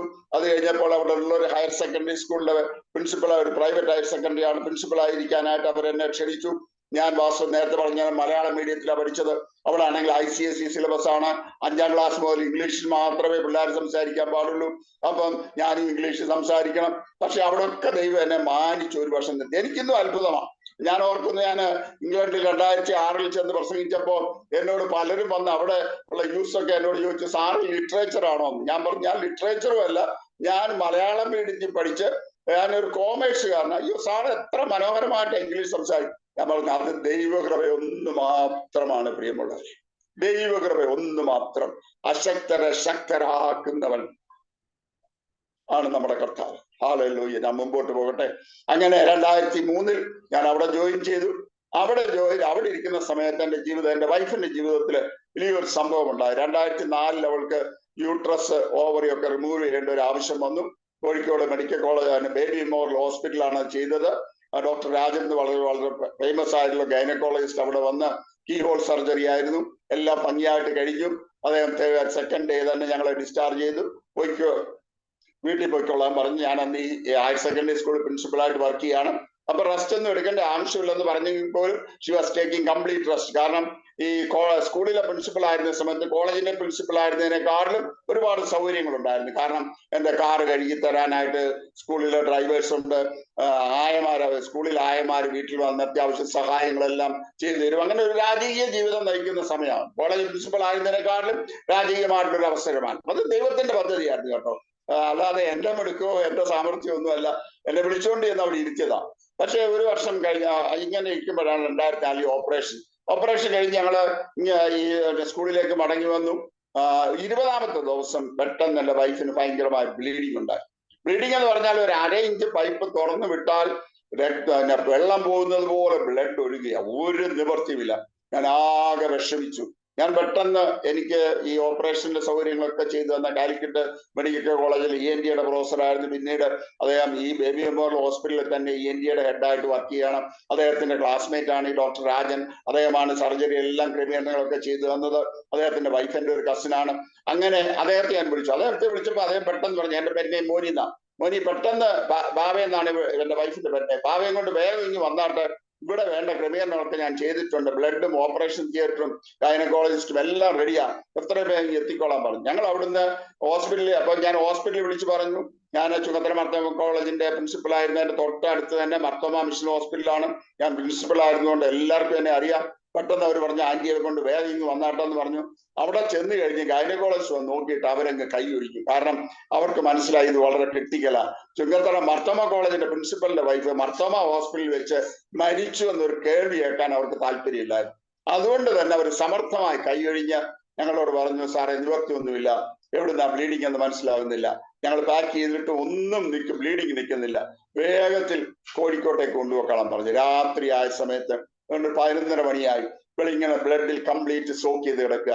ഒരു ആംബുലൻസ് തയ്യാറാക്കി ഡ്രിപ്പും തന്ന് ഞങ്ങളുടെ കൂടെ പ്രയർ ഗ്രൂപ്പിലുള്ള ചുങ്കത്തറയുള്ള ഡോക്ടർ ചുങ്കത്തറയുള്ള ഒരു ജോസുണ്ട്. ജോസും ഞാനും ഒരു നേഴ്സും ഞങ്ങളൊരു മിനി ആംബുലൻസിൽ ഞങ്ങള് കോഴിക്കോട്ടേക്ക് വരും. ആ മിനി ആംബുലൻസ് ഈ മാരുതിയുടെ മിനി വണ്ടിയാണ്. അത് യാതൊരു ബേസും ഇല്ലാത്തതാണ് ഒരു വണ്ടിയാണ്. ഇത് ഇങ്ങനെ 90-100 കിലോമീറ്ററിൽ ഇങ്ങനെ പായുകയാണ്. ഈ അവിടുന്ന് ചുങ്കത്തറയിൽ നിന്ന് വരുന്ന വഴികളൊക്കെ ഇങ്ങനെ വളരെ സിക്സാഗ് ആയിട്ടുള്ള വഴികളാണ്. ഇവിടെ കൂടെ ഇവൻ പറപ്പിച്ച് വിടുകയാണ്. എന്നേരമുള്ള എൻ്റെ ആദ്യം മുഴുവൻ ദൈവമേ ഈ വണ്ടി എവിടെയെങ്കിലും ചെന്ന് മറിയുമോ, ഇത് അതിനേക്കാൾ ആപത്താകുക. പക്ഷെ അവന് ഞാൻ അവിടെ പ്രിൻസിപ്പൾ ആയിരുന്നുകൊണ്ട് ഇവൻ അറിയുന്ന പയ്യനാ. അവൻ എങ്ങനെയെങ്കിലും ഞങ്ങളെ അവിടെ എത്തിക്കണമെന്നുള്ള ഒറ്റ ഉദ്ദേശത്തിൽ ഇവൻ കത്തിച്ചു വിടുകയാണ്. അങ്ങനെ ഒരു 8-9 കിലോമീറ്റർ വന്ന ഒരു എടവണ്ണ എന്ന് പറഞ്ഞ സ്ഥലത്ത് എത്തിയപ്പോ മുതല് വൈഫ് ആകെ അസ്വസ്ഥമാകാനായിട്ട് തുടങ്ങി. ഇവിടെ എന്നോട് പറഞ്ഞു, മനുഷ്യ എനിക്ക് പറ്റുന്നില്ല, എന്തൊക്കെയോ എനിക്ക് ആകെ അസ്വസ്ഥതയാണ്. ഇത് പറഞ്ഞിരിക്കുകയും ഇവിടെ 2-3 പ്രാവശ്യം പടച്ചു, കണ്ണങ്ങ് മറഞ്ഞു. പൾസ് നോക്കി വെച്ച് നേഴ്സ് പറഞ്ഞു, സാറേ പൾസ് ഇല്ല. ഞാൻ പറയട്ടെ, എന്റെ ഭാര്യ എന്റെ കൺമുമ്പിൽ വെച്ച് ആംബുലൻസ് വെച്ച് മരണത്തിലേക്ക് വഴുതി വീഴുന്നത് കാണേണ്ടി വന്ന ഒരു ഹതഭാഗ്യനാണ് ഞാൻ. പക്ഷേ ഞാൻ പറയട്ടെ, ഞാനും മോനും കൂടെ ആംബുലൻസിൽ ഇരുന്നുകൊണ്ട് നിലവിളിച്ചു. ഭർത്തിമായുടെ നിലവിളിയെങ്കിൽ നിന്ന കർത്താവ് അന്ന് രാത്രി ഞങ്ങളുടെ നിലവിളിയെങ്കിൽ നിന്നു. ഒരു 15 മിനിറ്റ് കഴിഞ്ഞപ്പോൾ അവൾ റിവൈവ് ചെയ്തിട്ട് എന്നോട് പറഞ്ഞു, മനുഷ്യ എനിക്കിപ്പോ നല്ല സുഖം തോന്നുന്നുണ്ടെന്ന് പറഞ്ഞു. ഞങ്ങൾക്ക് എന്താണെന്ന് മനസ്സിലായില്ല. വേഗത്തിൽ ഞങ്ങള് ബേബി മോൾ ഹോസ്പിറ്റലിൽ ചെന്നു. അപ്പൊ അട്ടം തന്നെ അവരെല്ലാ അറേഞ്ച്മെന്റ്സും ഉണ്ടായിരുന്നു. ഞാനിങ്ങ് അങ്ങ് എത്തുന്നതിന് ആംബുലൻസിൽ നിന്ന് ഇറങ്ങി വരുന്നതിന് മുമ്പ് തന്നെ അവൾ ഒരേ ലിഫ്റ്റിൽ കയറ്റി നേരെ തിയേറ്ററിൽ കയറ്റി. അവിടെ ഈ ഡോക്ടർ കുര്യന, അദ്ദേഹത്തിന്റെ wife, gynaecologist, theatre, nurse, blood എല്ലാം അവർ റെഡിയാക്കി വെച്ചിരുന്നു. ഇമ്മീഡിയറ്റ് ആയിട്ട് അവർ തിയേറ്ററിൽ കയറ്റി. കുറച്ച് കഴിഞ്ഞ് ഇദ്ദേഹം ഈ ഡോക്ടർ കുര്യൻ ഇറങ്ങി വന്നിട്ട് എന്റെ തോളിൽ തട്ടിക്കൊണ്ട് പറഞ്ഞു, മോനി ബാവയുടെ 2ാം ജന്മമാണെന്ന് വിചാരിച്ചോണം. ആംബുലൻസ് വെച്ചത് പോയതാ.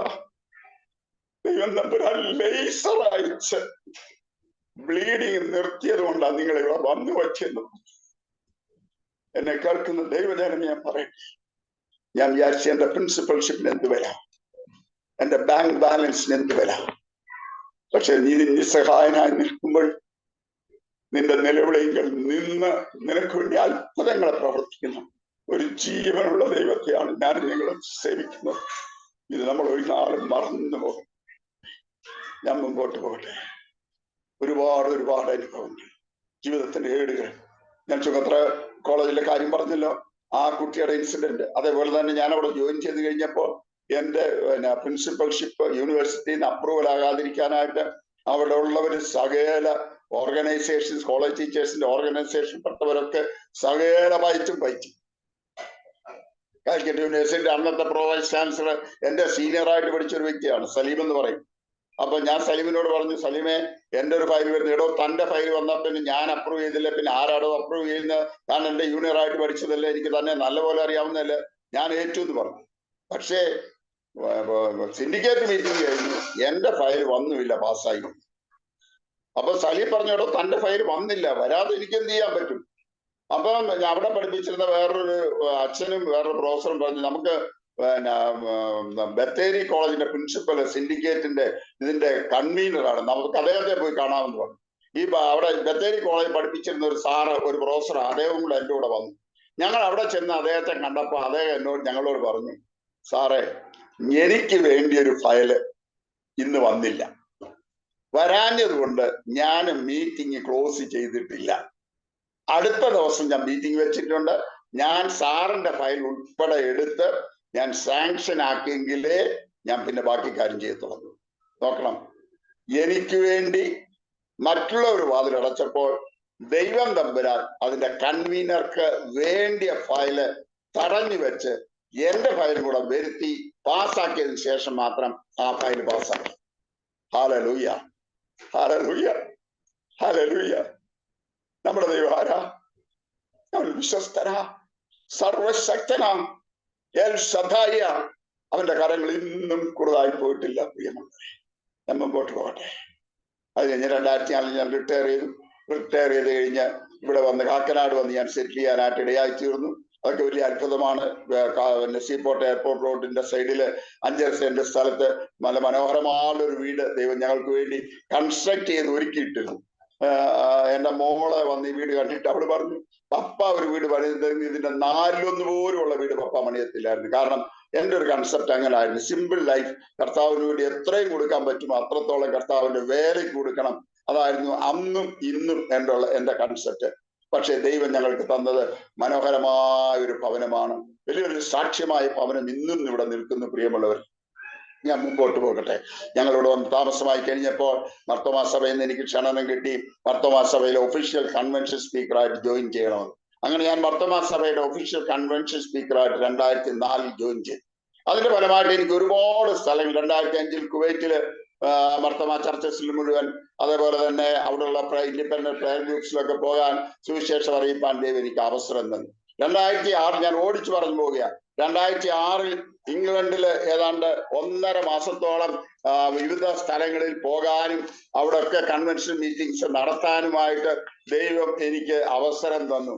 അന്ന് ഈ 1.5 മാസം ഇംഗ്ലണ്ടില് ഒരുപ്പെട്ട സഭകളിലെല്ലാം പോകാൻ ദൈവം ഞങ്ങൾക്ക് അവസരം തന്നു.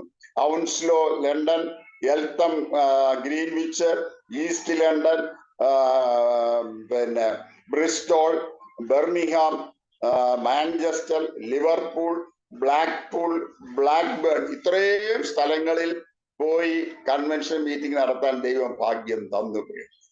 ഞാൻ ഒരിക്കലും ചിന്തിച്ച കാര്യമല്ല. ദൈവം അത്ഭുതകരമായ വിധത്തിൽ വാതിൽ തുറന്നു എന്നെ ആ സ്ഥലങ്ങളിൽ കൊണ്ട്. 2007 വീണ്ടും സ്റ്റേറ്റ്സിലെ കൺവെൻഷന് അവര് സാധാരണ ഒരു അച്ഛന്മാരെ മാത്രമേ വിളിക്കാറുള്ളൂ. ആദ്യമായിട്ട് എനിക്കൊരു അൽമായനാട്ടിൽ എനിക്ക് ക്ഷണം കിട്ടി. ഞാനും ഇവിടെ എല്ലാം ഇംഗ്ലണ്ടിൽ പോയപ്പോഴും അമേരിക്കയിൽ പോയപ്പോഴെല്ലാം ഞാനും വൈഫും കൂടാ പോയത്. കാരണം ഞങ്ങൾക്ക് 2 പേർക്കും ഉള്ളതായുള്ള വിസ അവർ തന്നു, ട്രാവലിംഗ് തന്നു. അങ്ങനെ പോകാനായിട്ട് ഇടയായി തീർന്നു. ഈ അമേരിക്കയിൽ 2007 ഞങ്ങൾ പോകാത്ത സ്ഥലങ്ങളില്ല. എല്ലാം ഡയസിഷൻ കൺവെൻഷൻസ് ആയിരുന്നു. ഓരോ ഒരു സെന്റർ കേന്ദ്രീകരിച്ചിട്ട് അവിടെയുള്ള 3-4 പള്ളികളിൽ ഓരോ ദിവസം കൺവെൻഷനാണ്. പിന്നെ New Jersey, New York, Philadelphia, Dallas, Chicago, പിന്നെ ഹൂസ്റ്റണ്, സാൻ ഫ്രാൻസിസ്കോ, ടാമ്പ, ഫ്ലോറിഡ, ഇത്രയും സ്ഥലങ്ങളിൽ 2.5 മാസം അവിടെ എല്ലാം ഓടി നടന്ന് സുവിശേഷം പറയാനായിട്ട് ദൈവം എനിക്ക് അവസരം. ഞാൻ സാധാരണ കൺവെൻഷന് പോയി കഴിഞ്ഞാൽ സാധാരണ പണ്ടൊക്കെ 3 ദിവസത്തെ അല്ലെങ്കിൽ 4 ദിവസത്തെ കൺവെൻഷൻ നമ്മളെ വിളിക്കാം. ഇപ്പോഴാണ് ഓരോ ദിവസം ഓരോരുത്തർ വന്ന് യാതൊരു ബന്ധവും ഇല്ലാത്ത വിധത്തിൽ കുറെ കാര്യങ്ങൾ പറഞ്ഞിട്ടു. അന്ന് ഒരു കോർഡിനേറ്റഡ്, അപ്പൊ നമുക്ക് പ്രസംഗിക്കുന്ന ഒരാൾക്ക് ഒരു ഡെഫിനറ്റ് ആയിട്ട് ഒരു ഐഡിയ ആയിട്ട് കൂടി ചെയ്യാനായിട്ട് സാധിക്കും. ഞാൻ സാധാരണ ചെയ്തിരുന്നത് ആദ്യ ദിവസം എവിടെ ചെന്നാലും ആരെല്ലാം ഇരുന്നാലും രക്ഷയുടെ അനുഭവത്തെ കുറിച്ച് വളരെ ക്ലിയർ ആയിട്ട് പറയും. അവസാനം ഞാൻ പ്രാർത്ഥിക്കാനായിട്ടുള്ള സിന്നേഴ്സ് പ്രയർ പറഞ്ഞു കൊടുത്ത് ആളുകളെ കൊണ്ട് പ്രാർത്ഥിപ്പിച്ച് മാത്രമേ ഞാൻ പ്രസംഗം ക്ലോസ് ചെയ്യത്തുള്ളൂ. 2ാമത്തെ ദിവസം ഞാൻ ആത്മീയമായ വളർച്ചയെ കുറിച്ച് പറയും. ആത്മീയമായ വളർച്ചയെ കുറിച്ച് പറയുമ്പോൾ ഞാൻ പ്രത്യേകം പരിശുദ്ധാത്മാഭിഷേകത്തെ കുറിച്ച് എടുത്തു പറയും. കാരണം ഞാൻ നേരത്തെ പറയാൻ വിട്ടു ഒരു കാര്യമുണ്ട്. 67 ഞാൻ രക്ഷിക്കപ്പെട്ടു. അത് കഴിഞ്ഞപ്പോൾ എനിക്ക് പരിശുദ്ധാത്മാഭിഷേകം പ്രാപിക്കണം എന്നുള്ള വലിയ വാഞ്ച എന്റെ ഉള്ളത്തിൽ, ദാഹം എന്റെ ഉള്ളത്തിലുണ്ട്. അന്ന് മർത്തോമാ സഭയിൽ അതിനുള്ള സാഹചര്യമില്ല. ഞാൻ പല ബന്ധുക്കോസ് സഭകളിൽ കയറി ഇറങ്ങി. അവിടെ ഒന്നും വെച്ച് എനിക്ക് അഭിഷേകം കിട്ടിയില്ല. അങ്ങനെ ഇരിക്കുമ്പോൾ ഒരു ദിവസം റാന്നിയിൽ ഈട്ടിച്ചോട്ടില് CB ജോർജ് അച്ഛനുണ്ട്. മർത്തോമായിലെ വളരെ പ്രശസ്തനായ ഒരു അച്ഛനാണ്, എല്ലാവരും അറിയുന്ന ഒരു അച്ഛനാണ്. അദ്ദേഹത്തിന്റെ വീട്ടിൽ ഒരു കൂട്ടായ്മ നടക്കുന്നത്. അച്ഛന്റെ കൊച്ചമ്മ നല്ല അഭിഷേകമുള്ള പരിശുദ്ധാത്മാവിന്റെ പല വരങ്ങളുള്ളതായിട്ടുള്ള നല്ല ദൈവകൃപയുള്ള കൊച്ചമ്മയാണ്. കരിപ്പുഴ അച്ചാമ്മ, കൊച്ചമ്മ ഇവരെല്ലാം കൂടെ വന്ന് അവിടെ നല്ലൊരു കൂട്ടായ്മ നടക്കുന്ന സമയമാണ്. അങ്ങനെ ഞാൻ ആ വീട്ടിൽ എൻ്റെ ഒരു കസിൻ കല്യാണം കഴിച്ചിരുന്ന അച്ഛൻ്റെ ഇളയ മകളെയാണ്. അങ്ങനെ ഞാൻ ആ വീട്ടില് ഈ അമ്മാമ്മ എന്നെ കൊണ്ടുപോയി, മോനി വാ, അവിടെ അഭിഷേകം, ശക്തമായ അഭിഷേകം അനേകം പ്രാപിക്കാറുണ്ട്, അവിടെ വന്ന് ആ മോനിക്ക് പ്രാപിക്കാൻ കഴിയുമെന്ന് പറഞ്ഞ് എന്നെ വിളിച്ചുകൊണ്ട് പോയി. അവിടെ വെച്ച് ഞാൻ അഭിഷേകം പ്രാപിപ്പാൻ ദൈവം എനിക്ക് ഇടയാക്കി തീർന്നു. പ്രിയമുള്ളവരെ, അതാണ് എന്നെ നിലനിർത്തിയത് മുഴുവൻ. ഒരുപാട് പ്രതികൂലങ്ങളുടെ നടുവിൽ, പ്രയാസങ്ങളുടെ നടുവിൽ, നിന്ദകളുടെ മധ്യത്തിൽ, പരിഹാസങ്ങളുടെ മധ്യത്തിൽ, കഷ്ടതകളുടെ മധ്യത്തിലൊക്കെ നിലനിർത്തിയത് ദൈവം മുന്നമേ കണ്ടുകൊണ്ട് മർത്തോമാ സഭയിൽ ഞാൻ നിൽക്കുമ്പോൾ തന്നെ ഇതിനൊട്ടും വിശ്വാസമില്ലാതിരുന്ന എനിക്ക് ഈ കാഴ്ചപ്പാട് തന്ന് ദൈവം എന്നെ അഭിഷേകം ചെയ്യാൻ അവൻ കരുണ കാണിച്ചു. ആ അഭിഷേകമാണ് ഇന്നും എന്നെ നിലനിർത്തുന്നതെന്ന് സന്തോഷത്തോടെ പറയാൻ ഞാൻ ആഗ്രഹിക്കുകയാണ്. അതുകൊണ്ട് ഇവിടെ ഞാൻ ഒരു കാര്യം പറയട്ടെ, എന്നെ കേൾക്കുന്ന പ്രിയ വിശ്വാസ സമൂഹമേ, ഇന്ന് ബെന്തിക്കോസ് സഭകളിൽ പോലും അന്യഭാഷകൾ നിന്നുപോയി. ഞാൻ ആരെയും കുറ്റം പറയുകയല്ല, ഞാൻ വേദനയോടെ പറയുകയാണ്. അനേക സഭകളിൽ ഞാൻ ചെല്ലുമ്പോൾ ഒരു 2-3 പാട്ട് പാടിക്കഴിഞ്ഞാൽ അവസാനത്തെ വരി വരുമ്പോഴേ അന്യഭാഷ വരത്തുള്ളൂ. ഇതാണോ അന്യഭാഷ? എനിക്കറിയത്തില്ല, ഞാൻ ആരെയും കുറ്റം പറയാനില്ല. നമ്മളൊന്ന് ചിന്തിക്കാനിടയായി തീരണമേ. നമ്മൾ അന്യഭാഷ എന്ന് പറഞ്ഞാൽ നമ്മൾ ആരാധിക്കും. ഞാൻ ഒരിക്കല് തൃശ്ശൂർ ഒരു ആരാധനയ്ക്ക് ചെന്നപ്പോൾ അവിടെ ഞാൻ കണ്ട് മനോഹരമായ ഒരു കാഴ്ച. ആ പാസ്റ്റർ ആദ്യത്തെ 4 വരി മാത്രം ആ പാട്ട് തുടങ്ങിക്കഴിഞ്ഞാൽ അടുത്ത വരികൾ മുഴുവൻ അതേ പാട്ട് ഓൾ കോൺഗ്രിഗേഷൻ അന്യഭാഷയിൽ പാടുകയാണ്. ഞാൻ അന്ന് ആഗ്രഹിച്ചു, കർത്താവെ ഈ ഒരു വരം എനിക്കും തരണേ. ഒത്തിരി ഞാൻ ആഗ്രഹിച്ച പിൻകാലങ്ങൾ കർത്താവ് എന്നെ അത് തരികയും ചെയ്തു. പ്രിയമുള്ളൂ, ആഗ്രഹിക്കുന്ന ആത്മാക്കളെ തൃപ്തിപ്പെടുത്തുന്നവനാണ് നമ്മുടെ ദൈവം.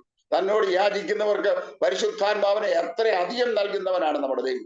അതുകൊണ്ട് പരിശുദ്ധാത്മാഭിഷേകത്തെ നമ്മൾ വിലയില്ലാത്തതായി കാണരുത്, അതിനെ പരിഹസിക്കരുത്. പരിശുദ്ധാത്മാഭിഷേകം എന്ത് വില കൊടുത്തും പരിശുദ്ധാത്മാഭിഷേകം പ്രാപിച്ച് നമ്മൾ നിൽക്കണം. ഈ അന്ത്യകാലഘട്ടത്തിൽ നമുക്ക് പിടിച്ചു നിൽക്കാൻ കഴിയണമെങ്കിൽ ശക്തമായ അഭിഷേകമില്ലാതെ, കൃപാവരങ്ങളുടെ നിറവില്ലാതെ നമുക്ക് നിൽപ്പാൻ സാധ്യമല്ല. പ്രിയമുള്ളവരെ, ഞാൻ തറപ്പിച്ച് പറയാനായിട്ട് ആഗ്രഹിക്കുക. ഞാൻ മുമ്പോട്ട് പോകട്ടെ.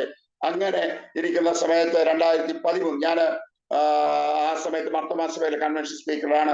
2013 ഒരു രാത്രി ദൈവത്തിന്റെ ആത്മാവിനോട് ശാന്തമായ ഇടപെട്ടു. അതിനു മുൻപ് ഒരുപാട് പേര് എന്നോട് പറഞ്ഞിട്ടുണ്ട്, സാർ സ്നാനപ്പെടണം. കാരണം ഞാൻ സുവിശേഷം പ്രസംഗിക്കുന്ന ആളാണ്, ഞാൻ അഭിഷേകം പ്രാപിക്കുന്ന ആളാണ്.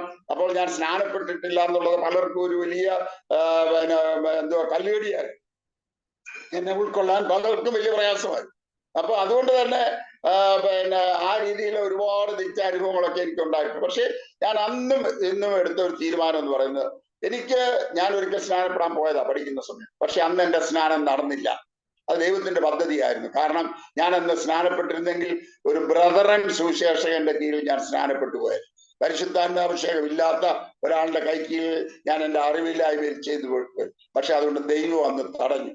എന്നാൽ 2013 ഇത്രയും വലിയ പ്രശസ്തിയുടെയും ഒക്കെ നടുക്ക് നിൽക്കുന്ന സമയത്ത് ഒരു രാത്രി ദൈവം ഇടപെട്ടു. ദൈവം വ്യക്തമായി എന്നോട് സംസാരിച്ചു, മോനെ, മർത്തോമാ സഭയിൽ നിന്റെ വേല അവസാനിച്ചു, സ്നാനപ്പെട്ട് ഇറങ്ങാൻ പറഞ്ഞു.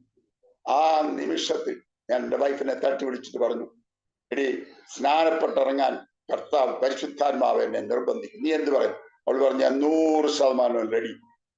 കാരണം അവൾക്ക് മർത്തോമാ സഭയിൽ നിന്ന് ഒന്നും കിട്ടുന്നില്ല എന്നുള്ള പരാതി എപ്പോഴും ഉണ്ടായിരുന്നു. എനിക്ക് ഈ സഭയിൽ ശുശ്രൂഷ ഉണ്ടായിരുന്നുകൊണ്ട് മാത്രമാണ് അവൾ മർത്തോമാ സഭയിൽ നിന്നത്. അത് മാത്രമല്ല, അവളുടെ 2 സിസ്റ്റേഴ്സും അവളുടെ ഫാദറും മദറും എല്ലാം തന്നെ നേരത്തെ തന്നെ സ്നാനപ്പെട്ടവരായിരുന്നു. ഇവളെ ബംഗാരപ്പെട്ട് ബൈബിൾ കോളേജിൽ BTH പഠിക്കുന്ന സമയത്താണ് ഞാൻ ഇവളെ വിവാഹം കഴിക്കുന്നത്. സുവിശേഷ ദർശനമുള്ള ഒരു ഭാര്യയെ ദൈവം എനിക്ക് തന്നു ജീവിതത്തിന്റെ ഇതുവരെയുമുള്ള കാലഘട്ടത്തിൽ. അതോർത്ത് ഞാൻ വീണ്ടും ദൈവത്തെ സ്തുതിക്കുകയാണ്. ഞാൻ മുമ്പോട്ട് പോകട്ടെ. ഇങ്ങനെ ഇരിക്കുന്ന സമയത്ത് 2006 ഞങ്ങളുടെ മോൻ ഒരു വലിയ ആക്സിഡന്റ് ഉണ്ടായി. അവൻ ആ സമയത്ത് ഒരു ടെക്നിക്കൽ ഇൻസ്റ്റിറ്റ്യൂട്ടിൽ പഠിപ്പിക്കുകയാണ്.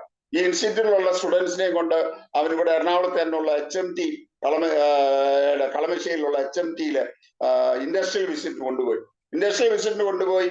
ഇവര് ഇൻഡസ്ട്രിയൽ വിസിറ്റ് കഴിഞ്ഞ് പുറത്തിറങ്ങി ഇവർ വന്ന വണ്ടിക്ക് വേണ്ടി വെയിറ്റ് ചെയ്യുന്ന സമയത്ത് പെട്ടെന്ന് ഉച്ചയ്ക്ക് 2:30 മണിക്ക് സമയത്ത് പെട്ടെന്ന് ഒരു ടിപ്പർ ലോറി നിയന്ത്രണം വിട്ട് ഇവരുടെ ഇടയിലേക്ക് പാഞ്ഞു കയറി. ലോറി ആദ്യം ഇവനെ ഇടിച്ചു, ഇവന്റെ കാലൊടിഞ്ഞു, ഇവൻ ലോറിയുടെ അടിയിലേക്ക് വീണുപോയി.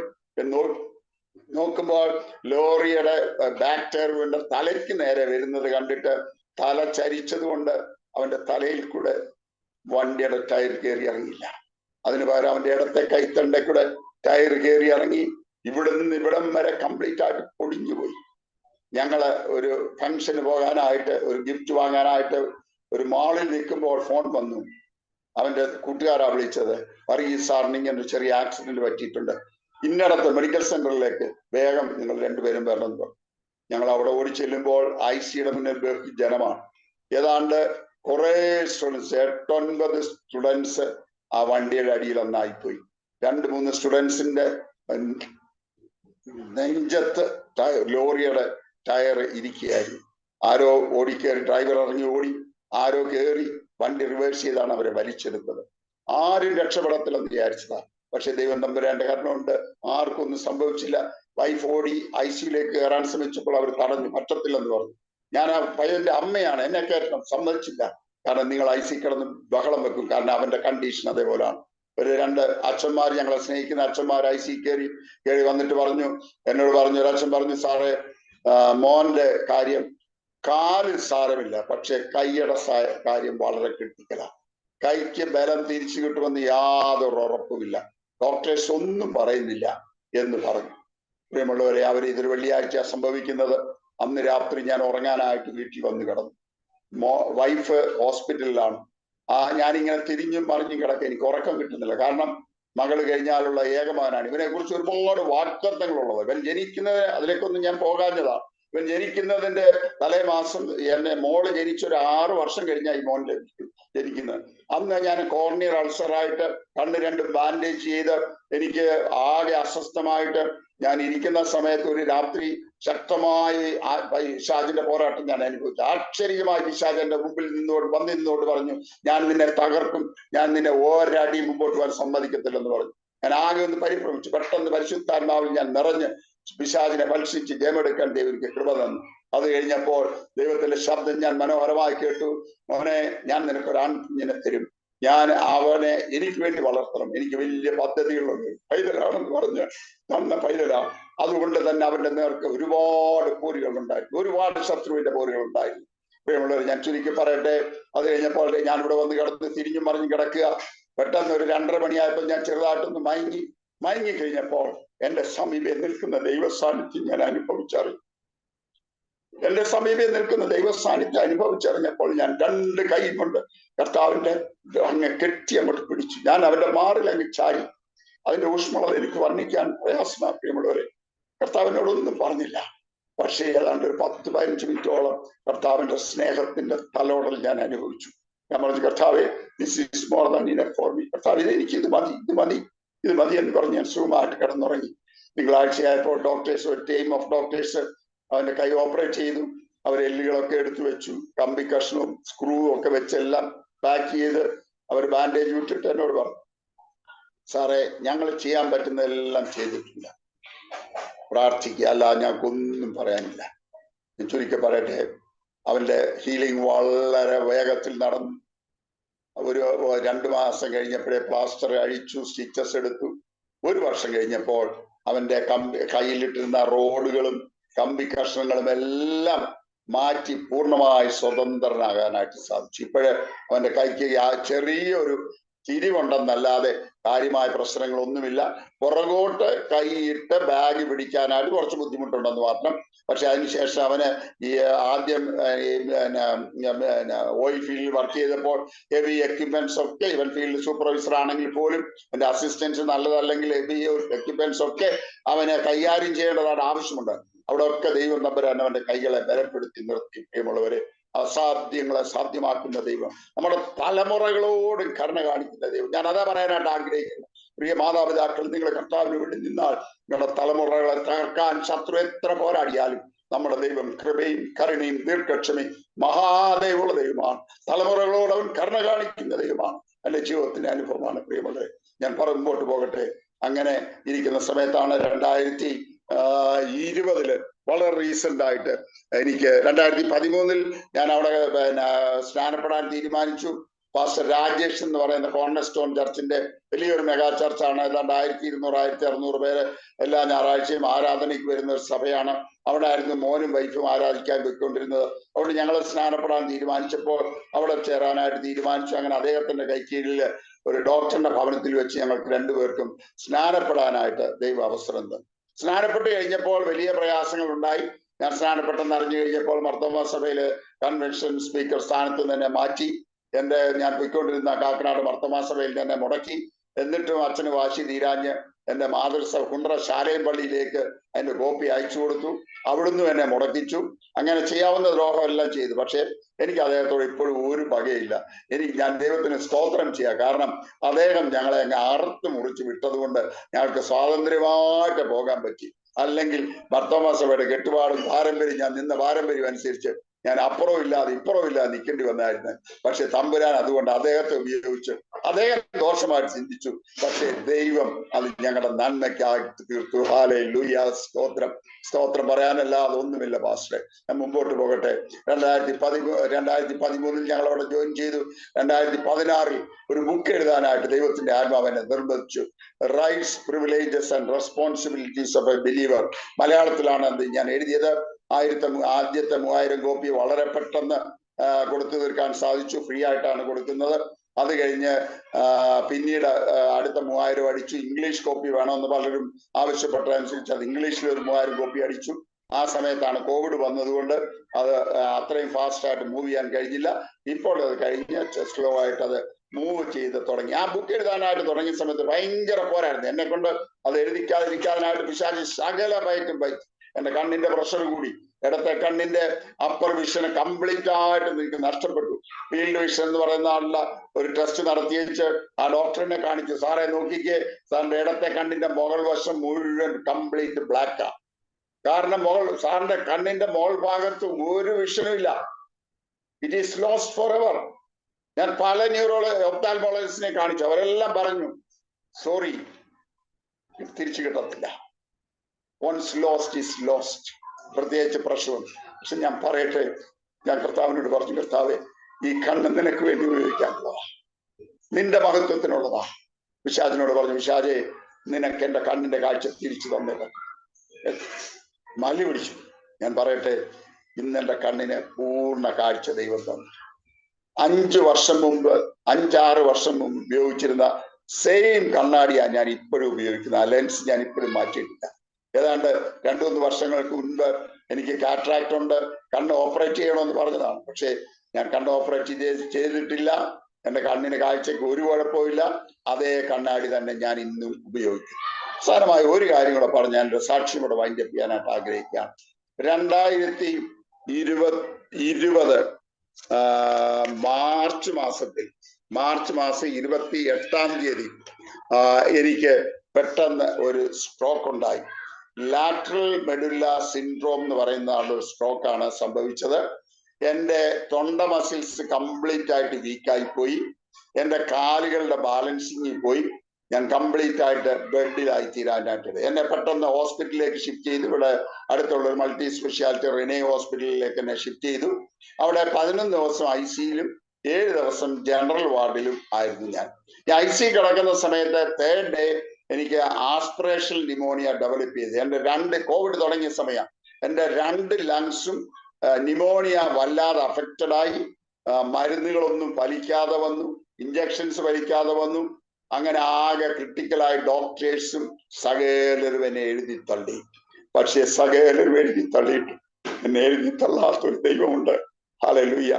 അനേകരുടെ പ്രാർത്ഥന ആ സമയത്ത് ഈ കോവിഡ് സ്പ്രെഡ് ചെയ്തതിനേക്കാളും വേഗത്തിൽ ഞാൻ ഇങ്ങനെ ICയിലാണ്, സീരിയസ് ആണെന്നുള്ള ന്യൂസ് ഞാൻ പഠിപ്പിച്ച കുഞ്ഞുങ്ങളുടെ പ്രേയർ ഗ്രൂപ്പിലുള്ള എല്ലാ സർക്കിളും ഇങ്ങനെ ഭയങ്കരമായിട്ട് സ്പ്രെഡ് ചെയ്തു.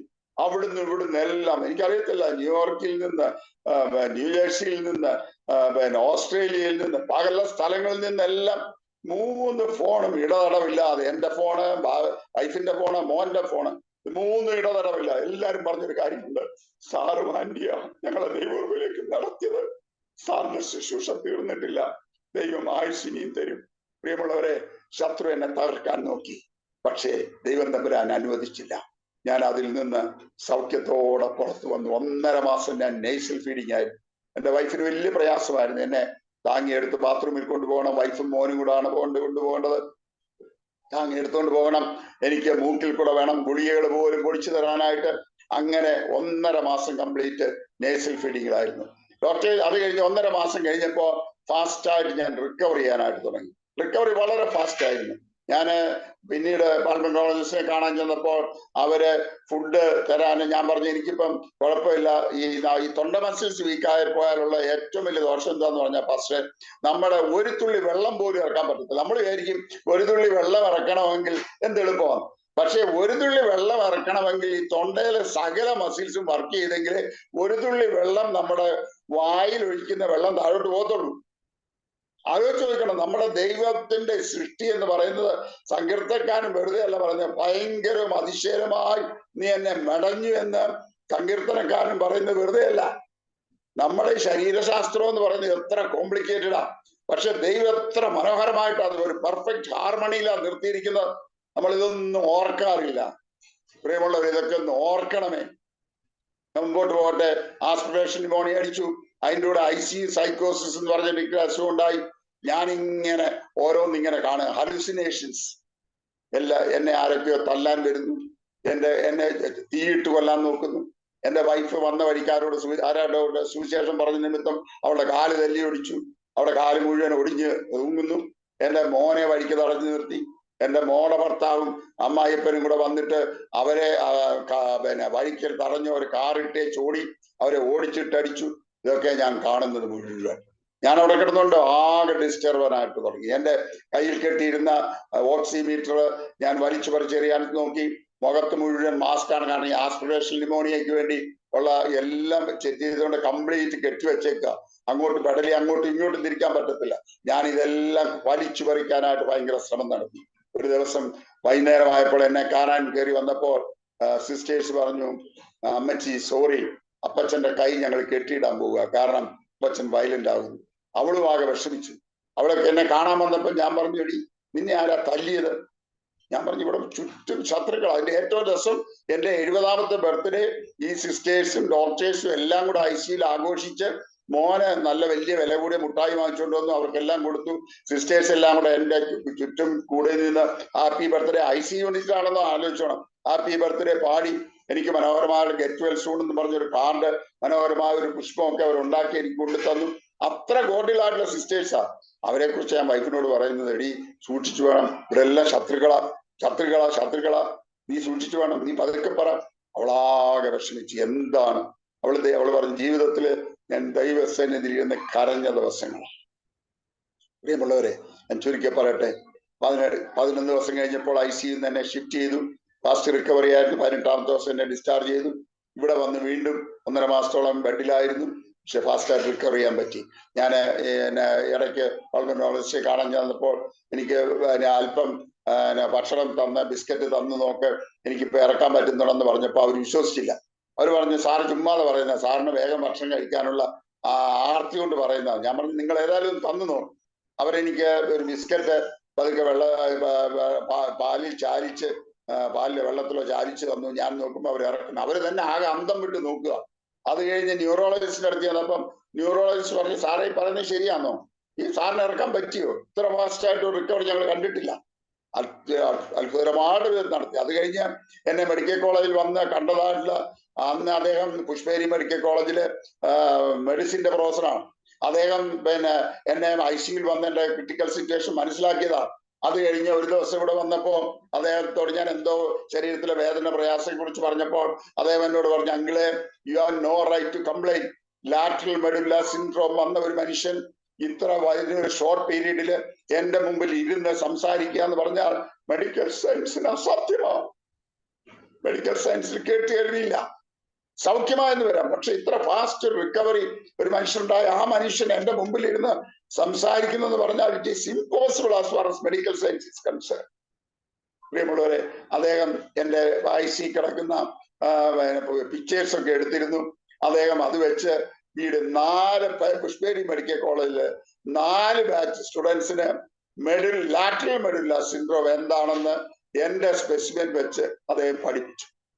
അങ്ങനെ ഞാൻ മെഡിക്കൽ കോളേജ് സ്റ്റുഡൻസിനും ഒരു സ്പെസിമെൻ ആകാൻ ദൈവം ഭാഗ്യം തന്നു. ഹല്ലേലൂയ. എല്ലാത്തിനും ദൈവനാമം മഹിമപ്പെടട്ടെ.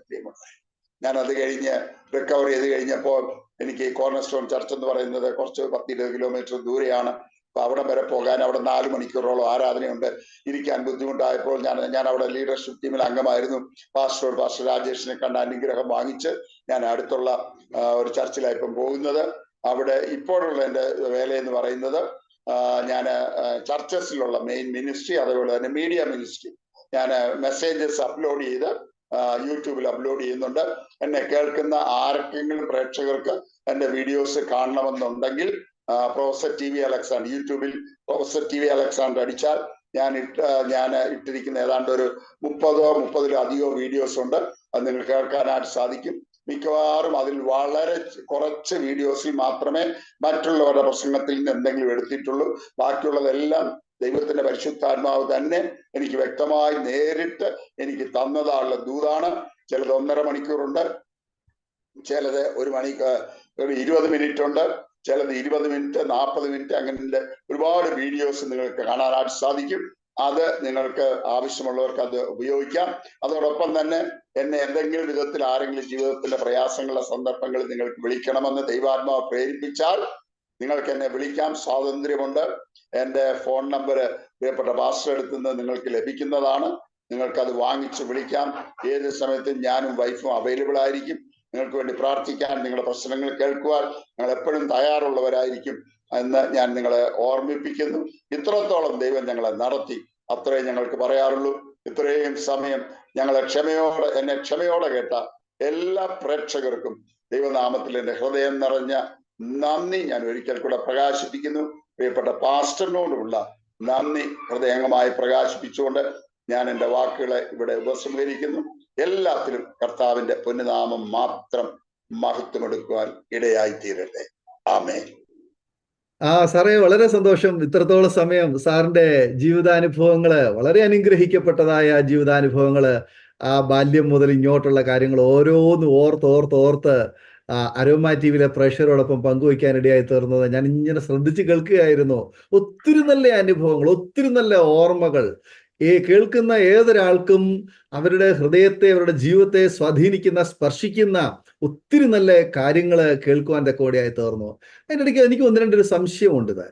അതിതാണ്, സാധാരണ ഗതിയില് മർത്തോമാ സഭയിൽ ജനിച്ച് വളർന്ന, മുതിർന്നു വന്നാൽ ആ ഒരു പശ്ചാത്തലത്തിലെ അനുഭവങ്ങളുമായി ജീവിക്കുന്ന ഒരു വ്യക്തി എന്ന നിലയിൽ ഒരു 66 വർഷം അവിടെ ജീവിച്ചതിന് ശേഷം അവിടെ നല്ല മാന്യമായ ഒരു അംഗീകാരവും നല്ല ഒരു കൺവെൻഷൻ പ്രാസംഗികനും വിദേശ രാജ്യങ്ങളിലൊക്കെ സന്ദർശിക്കുകയും ചെയ്ത ഒരു വ്യക്തി എന്ന നിലയില് ഒരു സുപ്രഭാതത്തില് അവിടെ നിന്ന് മാറി പെന്തക്കോസ്തിലേക്ക് പോകാൻ അല്ലെങ്കിൽ സ്നാനം സ്വീകരിക്കുവാൻ ഇടയായി തീർന്ന ആ ഒരു മാനസികാവസ്ഥ എന്താണ്, അല്ലെ എങ്ങനെയാണ് എന്നൊന്ന് പറയാമോ? അല്ലെങ്കിൽ എന്താണ് ആ സ്നാനത്തിന്റെ ആവശ്യകത? അങ്ങനെ മാറേണ്ട ആവശ്യം ഉണ്ടോ? ഒരു അനേക പ്രിയപ്പെട്ടവരുന്ന അരോമ ടിവിയിലെ പ്രേക്ഷകർക്ക് സ്വാഭാവികമായിട്ട് ഉണ്ടാകാവുന്ന ഒരു സംശയമാണ് ഞാൻ സാറിനോട് ചോദിക്കുന്നത്. അതിനൊരു മറുപടി പറയാമോ? തീർച്ചയായിട്ടും. വാസ്തവത്തിൽ ഞാൻ നേരത്തെ പറയാൻ വിട്ടുപോയ ഒരു കാര്യമാണ്. ഞാൻ സ്നാനപ്പെട്ട് ഇറങ്ങുന്നതിന്റെ തൊട്ട് തലേ വർഷം മാരാമൺ കൺവെൻഷൻ ആണെന്ന് ആലോചിച്ചോ. മാരാമൺ കൺവെൻഷന് അകത്തോട്ട് ചെല്ലുന്ന കണ്ടോണ്ട് ആ സുവിശേഷ സംഘത്തിന്റെ ഒഫീഷ്യൽസ് ഓടി വന്നിട്ട്, സാർ അവിടെ ഇരിക്കണ്ടെങ്കിൽ വന്നാട്ടെ എന്ന് പറഞ്ഞ് VIP ചെയറിന്റെ തൊട്ടുപുറയിലുള്ള VIP ചെയേഴ്സിൽ നിർത്ത്, അതായത് അച്ഛന്മാരും മിനിസ്റ്റർമാരും മറ്റേ വലിയ ആൾക്കാരെല്ലാം ഇരിക്കുന്നതിന്റെ തൊട്ടുപുറയിലുള്ള VIP സീറ്റിന്റെ ഏറ്റവും ഫ്രണ്ടിൽ കൊണ്ടുവന്ന് എന്നെ ഇരുത്തി. ഞാൻ വിചാരിക്കുന്നത് തമ്പുരാൻ എന്നെ ഒന്ന് നോക്കുകയായിരുന്നു. എടാ, നിനക്ക് ഇത്രയും ഞാൻ മാനവും മഹത്വവും ഒക്കെ തന്നിട്ട് നീ എന്നെ അനുസരിക്കുമോ എന്ന് എനിക്കൊന്ന് അറിയണമല്ലോ. പാസ്റ്റർ, എനിക്ക് പറയാനുള്ളത്, മനുഷ്യരെ ഞാൻ ആശ്രയിച്ചിട്ടില്ല. എന്നെ ഇത്രയും ഉയർത്തത് എൻ്റെ ദൈവമാണ്. എൻ്റെ ദൈവം എന്നോട് രാത്രി ഇടപെട്ടപ്പോൾ ഞാൻ മർത്തോമാ സഭയുടെ പാരമ്പര്യം നോക്കിയില്ല. ഒരുപാട് പാരമ്പര്യം പറയാറുണ്ട്, ഞാൻ അതൊന്നും ഇവിടെ വിശദീകരിക്കുന്നില്ല. മാവേലിക്കര മുളമൂട്ടിൽ കുടുംബത്തിലെ ഒരു അംഗമാണ് ഞാൻ. എൻ്റെ ഭാര്യയുടെ അമ്മയെന്ന് പറയുന്നത് സുവർണ നാവിലുള്ള ബിഷപ്പ് എന്നറിയപ്പെട്ടിരുന്ന ക്രിസ്റ്റോസും മാർത്തോമാ മെത്രാപ്പോലിത്തയുടെ ഫസ്കസിന്റെ മകളാണ് എൻ്റെ ഭാര്യ. ഇത്രയും എൻ്റെ ഇപ്പോഴത്തെ യാക്കിമാർ കൂർലോസ് സഫറൻ മെത്രാപ്പോലിത്ത എൻ്റെ ആത്മീയ പൈതല. പലരും എന്നോട് ചോദിച്ചു, സാറിന് എന്തോത്തിന്റെ കുറവായിരുന്നു മർത്തോമാ സഭയില്? സാറിന് സ്ഥാനമില്ലായിരുന്നോ, മാനമില്ലായിരുന്നോ? പ്രസംഗിച്ചു കഴിഞ്ഞാൽ നല്ല തടിച്ച കവറ് കിട്ടത്തില്ലായിരുന്നു? എന്താ സാറിന് കുറവുണ്ടായിരുന്നു? ഞാൻ പറഞ്ഞു, ഒരു കുറവുമില്ല. പക്ഷേ തമ്പുരാൻ എന്നോട് രാത്രി ഇടപെട്ടപ്പോൾ അനുസരിക്കാൻ ദൈവം കൃപ തന്നു. പാസ്റ്റർ, എനിക്ക് അത്രേ പറയാറുള്ളൂ. എന്റെ മിടുക്കല്ല, സാമർഥ്യമല്ല, തമ്പുരാൻ. ഞാൻ ഇന്നും പറയും, ഞാൻ മർത്തോമാ പാരമ്പര്യത്തിൽ നിന്ന് ഇത്രയുമൊക്കെ വിട്ടേച്ചിറങ്ങാൻ, ഒരു രാത്രിയിൽ ദൈവത്തിന്റെ ആത്മാവ് ഇടപെട്ടപ്പോൾ ഇത്രയൊക്കെ വിട്ടേച്ചിറങ്ങാൻ തമ്പുരാൻ ഒരു കൃപ തന്നു. അത്രേ എനിക്ക് പറയാനുള്ളൂ. അതിനേക്കാൾ ഏറ്റവും രസം എന്ന് പറയുന്നത്, ഇത്രമാത്രം സ്ഥാനവും മാനവും മഹത്വമുള്ള സ്ഥാനത്ത് നിന്ന് ഇറങ്ങിയിട്ട് തമ്പുരാൻ എന്നെ 10-13 വർഷം വെറുതെ ഇരുത്തി. ചിന്തിക്കാൻ പറ്റുമോ? ഒരു ശുശ്രൂഷയില്ല. ഞാൻ വിചാരിച്ച് ഞാൻ ആരെയും കുറ്റം പറയല്ല. ഞാൻ വിചാരിച്ച് ഞാൻ സ്നാനപ്പെട്ടിട്ട് ഇങ്ങോട്ട് ഇറങ്ങി കഴിയുമ്പോഴത്തേക്ക് പെന്തിക്കോസ് പാസ്റ്റർമാർ ഇങ്ങനെ വാഹനവുമായിട്ട് ഇങ്ങനെ കാത്തു നിൽക്കും, എന്നെ കൊണ്ടുപോയി പ്രസംഗിപ്പിക്കാൻ, സാക്ഷി പറയിപ്പിക്കാൻ എന്നൊക്കെ വലിയ പ്രതീക്ഷ. ആരും വന്നില്ല, ആരും വിളിച്ചില്ല. എനിക്ക് പരിചയമുള്ളവർ പോലും ഞാൻ സ്നാനപ്പെട്ട് കഴിഞ്ഞപ്പോൾ അവരുടെ സഭയിൽ ചേരുന്നില്ല എന്ന് കണ്ടപ്പോൾ എനിക്ക് പുറം തിരിഞ്ഞു നിന്നു. ഞാൻ ഒരു സഭയുടെയും പേര് പറയുന്നില്ല. ഒരുപാട് തിക്ത അനുഭവം. ഇന്ന് രാവിലെ പോലും ഞാൻ എൻ്റെ വൈഫിനോട് പറഞ്ഞു, എടീ, ദൈവം തമ്പുരാൻ നമ്മളെ വിളിച്ചിറക്കിയില്ലായിരുന്നെങ്കിൽ പണ്ടേ നമ്മൾ തിരിച്ചു പോകുമായിരുന്നു. പക്ഷെ തമ്പുരാൻ അത് അറിയാവുന്നതുകൊണ്ട് ഒരു രാത്രി ദൈവം വ്യക്തമായി ഇടപെട്ടു. അത് കഴിഞ്ഞ് ഇനി ഒരു കാര്യം കൂടെ ഞാൻ എന്നോട് ചേർന്ന് പറയട്ടെ. പലരും എന്നോട് ചോദിക്കും, സാർ ഇറങ്ങി എന്തിനാ? ഞാൻ പറയും, ദൈവം എനിക്ക് 4 അടയാളം തന്നതാണ്. പാസ്റ്ററിനെ ഓർമ്മിപ്പിച്ചു തന്നാ ഞാൻ വിട്ടുപോയതാ പറയാൻ. 4 അടയാളങ്ങൾ തന്നു. ഞാൻ ഞങ്ങൾ സ്നാനപ്പെട്ടിറങ്ങി കഴിഞ്ഞപ്പോൾ വളരെ പ്രയാസമായി. കാരണം ഞങ്ങളെ അത്ര സ്നേഹിക്കുന്ന കാക്കനാട് മർത്തോമ പള്ളിക്കാരാ. ഞാനെന്ന് പറഞ്ഞാൽ അവർക്ക് ഒരു ജീവനായിരുന്നു, വലിയ ഹീറോ വർഷിപ്പ് പോലെയായിരുന്നു. അതിന്റെ മധ്യത്തിൽ ഞാൻ സ്നാനപ്പെട്ട് ഇറങ്ങി കഴിഞ്ഞപ്പോൾ പലരും അക്ഷരാർത്ഥത്തിൽ എന്റെ വീട്ടിൽ വന്ന് കരഞ്ഞു. പലരും ഫോണിൽ കൂടെ കരഞ്ഞു, സാർ ഞങ്ങളെ ഇട്ടേച്ചു പോകരുത്, ഞങ്ങൾ സാറിന്റെ ഒരു പ്രാർത്ഥന, സാറിന്റെ ഒരു പ്രസംഗമാണ് ഞങ്ങളെ നിലനിർത്തുന്നത്, അതുകൊണ്ട് സാർ ഞങ്ങളെ ഇട്ടേച്ചു പോകരുത്. ഞങ്ങൾക്ക് വലിയ വിഷമമായി. ഞങ്ങൾ ഒരു ദിവസം രാവിലെ ഇങ്ങനെ ഇരുന്ന സമയത്ത് മിഷൻസ് ഇന്ത്യയിലെ ജോർജ് ചെറിയാന്റെ വക ഒരു പ്രസംഗം ഞങ്ങൾ കേട്ടു. നമുക്ക് ദൈവം ഒരു പ്രത്യേക കാര്യം ആവശ്യപ്പെടുമ്പോൾ അടയാളങ്ങൾ ചോദിക്കാം. ഗിദെയോന്റെ കാര്യം പറഞ്ഞിട്ടാ പറഞ്ഞത്. അപ്പൊ പെട്ടെന്ന് ഞാൻ എൻ്റെ വൈഫിനോട് പറഞ്ഞു, എടി, നമുക്ക് ദൈവം ഇങ്ങനെ വലിയൊരു പ്രശ്നമുണ്ടല്ലോ, നമ്മൾ സ്നാനപ്പെട്ടു, ഓക്കെ, നമ്മളെ മർത്തോമ സഭ വിടണമെങ്കിൽ ദൈവം നമുക്ക് അടയാളങ്ങൾ തരണം. അതുകൊണ്ട് നമ്മൾ രണ്ടുപേരോട് ഇന്ന് ഒരുമിച്ച് കൈപിടിച്ച് ചോദിക്കാൻ പോവുക. ഇന്ന് ഞങ്ങൾ മർത്തോമ സഭ വിട്ടത് ദൈവഹിതമാണെങ്കിൽ ഇന്ന് രാത്രി 10 മണിക്ക് മുൻപ് ഇതുവരെ ഞങ്ങളെ സുവിശേഷ വേലയോടുള്ള ബന്ധത്തിൽ വിളിച്ചിട്ടില്ലാത്ത ആരെങ്കിലും ഞങ്ങളെ വിളിക്കണം, ശുശ്രൂഷയ്ക്ക് വിളിക്കണം. പരിചയമുള്ളവരായിരിക്കാം, പക്ഷെ ഇതേവരെ അവർ ഞങ്ങളെ വിളിച്ചിട്ടുണ്ടാകാൻ പാടില്ല. അങ്ങനെ 2 പേര് ഞങ്ങളെ വിളിച്ച് ഞങ്ങളെ നിർബന്ധിച്ച് ക്ഷണിച്ചാൽ ഞങ്ങളെ അവിടുന്ന് വിളിച്ചിറക്കി എന്നുള്ളതിന്റെ ആദ്യത്തെ അടയാളമായിട്ട് ഞങ്ങൾ അത് സ്വീകരിക്കുന്നു. പ്രാശ്രയ 5 മണിയായപ്പോൾ കോയമ്പത്തൂരിൽ നിന്ന് ഒരു ദൈവദാസൻ എന്നെ വിളിച്ചു. സാറേ, സാർ സ്നാനപ്പെട്ടെന്ന് ഞങ്ങൾ അറിഞ്ഞു.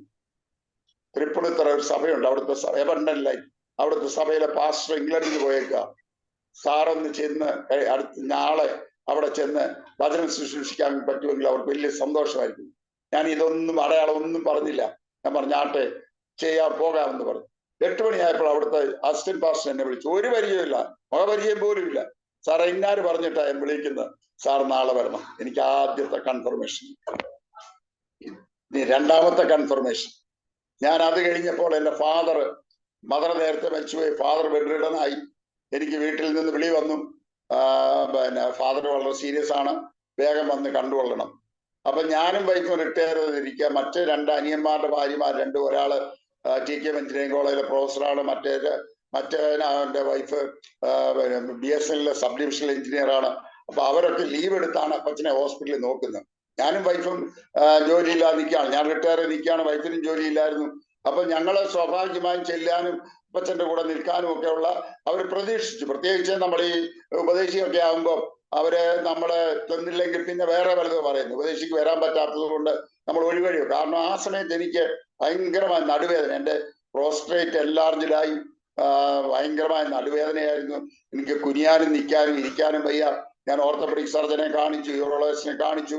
അവരൊക്കെ പറഞ്ഞു, സാറേ, ഈ സ്ഥിതിയിൽ സാറിന് യാത്ര ചെയ്യാൻ പറ്റത്തില്ല, it is very risky, sir ചിലപ്പോൾ കംപ്ലീറ്റ് കിടപ്പായി പോകും, അതുകൊണ്ട് സാറ് പോകാൻ ഞങ്ങൾ അനുവദിക്കത്തില്ലെന്ന് പറഞ്ഞു. ഞാൻ വളരെ ഭാരത്തോടെ പ്രാർത്ഥിച്ചു, കർത്താവേ, ഞാൻ മൂത്ത മകനാ, ഞാൻ നിന്റെ വേല ചെയ്യുന്നവനാ, ഞാൻ എൻ്റെ പിതാവിന് മരണക്കിടക്കയിൽ ശുശ്രൂഷിക്കാൻ ഞാനും എൻ്റെ ഭാര്യയും ചെന്നില്ലെങ്കിൽ എന്നും ഞങ്ങൾക്കൊരു വേദനയായിരിക്കും. നീ ഇതിന് പരിഹാരം തന്നേ പറ്റും. മുട്ടിപ്പാട് ദൈവസന്നിധി പ്രാർത്ഥിച്ച ഉടനെ ദൈവാത്മാ വ്യക്തമായിട്ട് എന്നോട് ഇടപെട്ടു. ചൊവ്വാഴ്ച ഞാൻ നിനക്ക് പോകാൻ ആരോഗ്യം തരും. ഇനി ചൊവ്വാഴ്ച ചെന്ന് അപ്പച്ചനെ ജീവനോടെ കാണും. പിറ്റേന്ന് ബുധനാഴ്ച ഞാൻ അപ്പച്ചനെ എന്റെ സന്നിധിയിലേക്ക് വിളിക്കും. ഞാൻ നിന്നെ വിളിച്ചിറക്കി എന്നുള്ളതിന് നീ എന്നോട് ഒരടയാളം ചോദിച്ചു, ഞാൻ ഒരടയാളം തന്നു. എന്റെ വകയായിട്ട് 2ാമത്തെ അടയാളമായിട്ട് ഞാൻ ഇത് തരിക. പക്ഷെ ഞാൻ ചുരുക്കി പറയട്ടെ, ഞാൻ തിങ്കളാഴ്ച എനിക്ക് അല്പം സുഖം തോന്നി. ഓർത്തോപെഡിക് സർജനെ ചെന്ന് കണ്ടപ്പോൾ പറഞ്ഞു, സാറിന്റെ ഇപ്പോഴത്തെ കണ്ടീഷൻ വളരെ ബെറ്റർ ആണ്, സാറ് പൊയ്ക്കോ, വെയിറ്റ് എടുക്കരുത്, ട്രെയിനിലേ പോകാൻ പാടുള്ളൂ, വളരെ ശ്രദ്ധിക്കണം, ഫാദറിനെ ഉമ്മ കൊടുക്കാനായിട്ട് പെട്ടെന്ന് കുനിയരുത്, ഇങ്ങനെയുള്ള കാര്യങ്ങളെല്ലാം റെസ്ട്രിക്ഷൻസ് ഒക്കെ പറഞ്ഞ് എന്നെ പറഞ്ഞു വിട്ടു. ഞാൻ ചെന്നു, ഫാദറിനെ ജീവനോടെ കണ്ടു. ഞാനൊരു സ്നേഹിതനോട് ഞങ്ങൾ ഒരുമിച്ച് പ്രാർത്ഥിച്ചു. ചൊവ്വാഴ്ച രാത്രി ആയപ്പോൾ അപ്പച്ചന്റെ സ്ഥിതി വളരെ ഗുരുതരമായി. അപ്പൊ എല്ലാരെയും വിളിച്ചു വരുത്തി. മർത്തോമാസഭയുടെ പാരമ്പര്യം അനുസരിച്ച് അന്ത്യകൂദാശകളൊക്കെ നടത്തി. അതെല്ലാം കഴിഞ്ഞ് അന്ന് രാത്രി എല്ലാവരും വിചാരിച്ച അപ്പച്ചൻ രാത്രി കടന്നു പോകുന്നു. എല്ലാവരും ഇങ്ങനെ നോക്കിയിരിക്കുക. പക്ഷെ ഒന്നും സംഭവിച്ചില്ല. നേരം വെളുത്തു കഴിഞ്ഞപ്പോൾ ഫിസിഷ്യൻ വന്ന് പറഞ്ഞു, അപ്പച്ചൻ ഈ സ്ഥിതിക്ക് ഇനി കുറെ അങ്ങ് കിടക്കാനാണ് സാധ്യത. അതുകൊണ്ട് നിങ്ങളോടൊന്ന് സംസാരിക്കുന്ന പോലെ സൂക്ഷിച്ചു വേണം. അപ്പച്ചന്റെ ഉള്ളിൽ നല്ല ബോധമുണ്ട്, ഹാർട്ട് നല്ല പെർഫെക്റ്റ്ലി ഓക്കെ ആയതുകൊണ്ട് ഇപ്പോഴും ഫങ്ഷൻ ചെയ്യാണ്. ഇത്ര 92 വയസ്സുണ്ടെങ്കിലും പഴയ മനുഷ്യനല്ലേ, പഴയ മനുഷ്യന്റെ ഒക്കെ ഹാർട്ട് എന്ന് പറഞ്ഞാൽ നല്ല സ്ട്രോങ് ആണല്ലോ. അപ്പൊ അതുകൊണ്ട് നിങ്ങളെ സൂക്ഷിച്ചു വേണമെന്ന് പറഞ്ഞു. അങ്ങനെ ബുധനാഴ്ച ഉച്ചയായപ്പോ മുതലേ കർത്താവ് എന്റെ പരിശുദ്ധാത്മ അവനെ നിർബന്ധിക്കാൻ തുടങ്ങി. മോനെ, ഞാൻ നിനക്ക് തന്നൊരു വാഗ്ദത്തമുണ്ട്. അപ്പച്ചനെ ഇന്ന് എന്റെ സന്നിധിയിലേക്ക് എനിക്ക് ചേർക്കാനുള്ളതാ. പക്ഷേ അപ്പച്ചനെ പുറകോട്ട് വലിക്കുന്ന ചില ശക്തികളുണ്ട്. അതുകൊണ്ട് നീ ചെന്ന് അപ്പച്ചന്റെ തലയിലോട്ട് ഒരു കൈ വെക്കണം, മറ്റേ കൈ കൊണ്ട് മറ്റേ കൈയിൽ പിടിച്ചുകൊണ്ട് അന്യഭാഷയിൽ ശത്രുവിനെ ഫൽസിച്ച് അപ്പച്ചന്റെ ആത്മാവിനെ റിലീസ് ചെയ്ത് പ്രാർത്ഥിക്കുന്നു.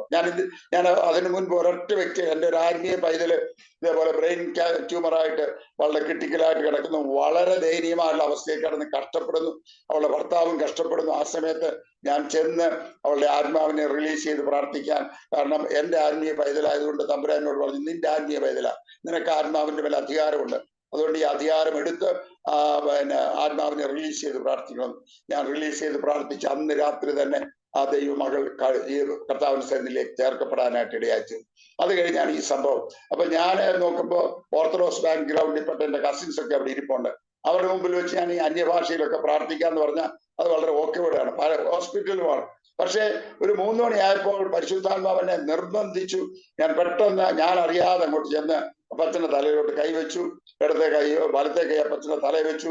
ഇടത്തെ കൈ കൊണ്ട് അപ്പച്ചന്റെ കൈക്ക് പിടിച്ചിട്ട് ആ പരിശുദ്ധാത്മ ശക്തിയിൽ അന്യഭാഷയിൽ പ്രാർത്ഥിച്ചിട്ട് കർത്താവിന്റെ സന്നിധിയിലേക്ക് അപ്പച്ചൻ എടുക്കപ്പെടുന്നതിന് തടസ്സം നിൽക്കുന്ന അന്ധകാര ശക്തികളുടെ യേശുവിന്റെ നാമത്തിൽ ഞാൻ ജയമെടുക്കുന്നു, ആത്മാവിനെ റിലീസ് ചെയ്ത് പ്രാർത്ഥിക്കുന്നു എന്ന് പറഞ്ഞ് പ്രാർത്ഥിച്ച അല്പസമയത്തിനുള്ളിൽ ശാന്തമായി അപ്പച്ചൻ കടന്നുപോയി. ഹല്ലേലൂയ.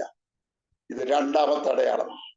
അത് കഴിഞ്ഞപ്പോ ഫ്യൂണറൽ വന്നപ്പോ എൻ്റെ അമ്മച്ചി നേരത്തെ മരിച്ചത്, അമ്മച്ചിയുടെ ഫ്യൂണറലിങ്കിൽ ഞങ്ങളുടെ ഒരു ബന്ധുക്കാര് ഒരു ദൂരെ നിന്നാ വന്നത്. അവര് ഞങ്ങളോടുള്ള ദേഷ്യം കാണിക്കാനായിട്ട് അതിലേക്കൂടെ ഇതിലേക്കൊക്കെ നടന്നിട്ട് ഞങ്ങൾ അപ്പുറത്തെ വീട്ടിൽ ഭക്ഷണം ഒരുക്കിയിട്ടുണ്ടായിരുന്നു, അതുപോലും കഴിക്കാതെ ഞങ്ങളെ അവഹേളിച്ച് ഇറങ്ങിപ്പോകാനായിട്ട് ഇടയാച്ചിരുന്നു. പലരും അന്തം വിട്ട് നോക്കി, ഇവരെന്താ ഇങ്ങനെ ചെയ്യുന്നത്?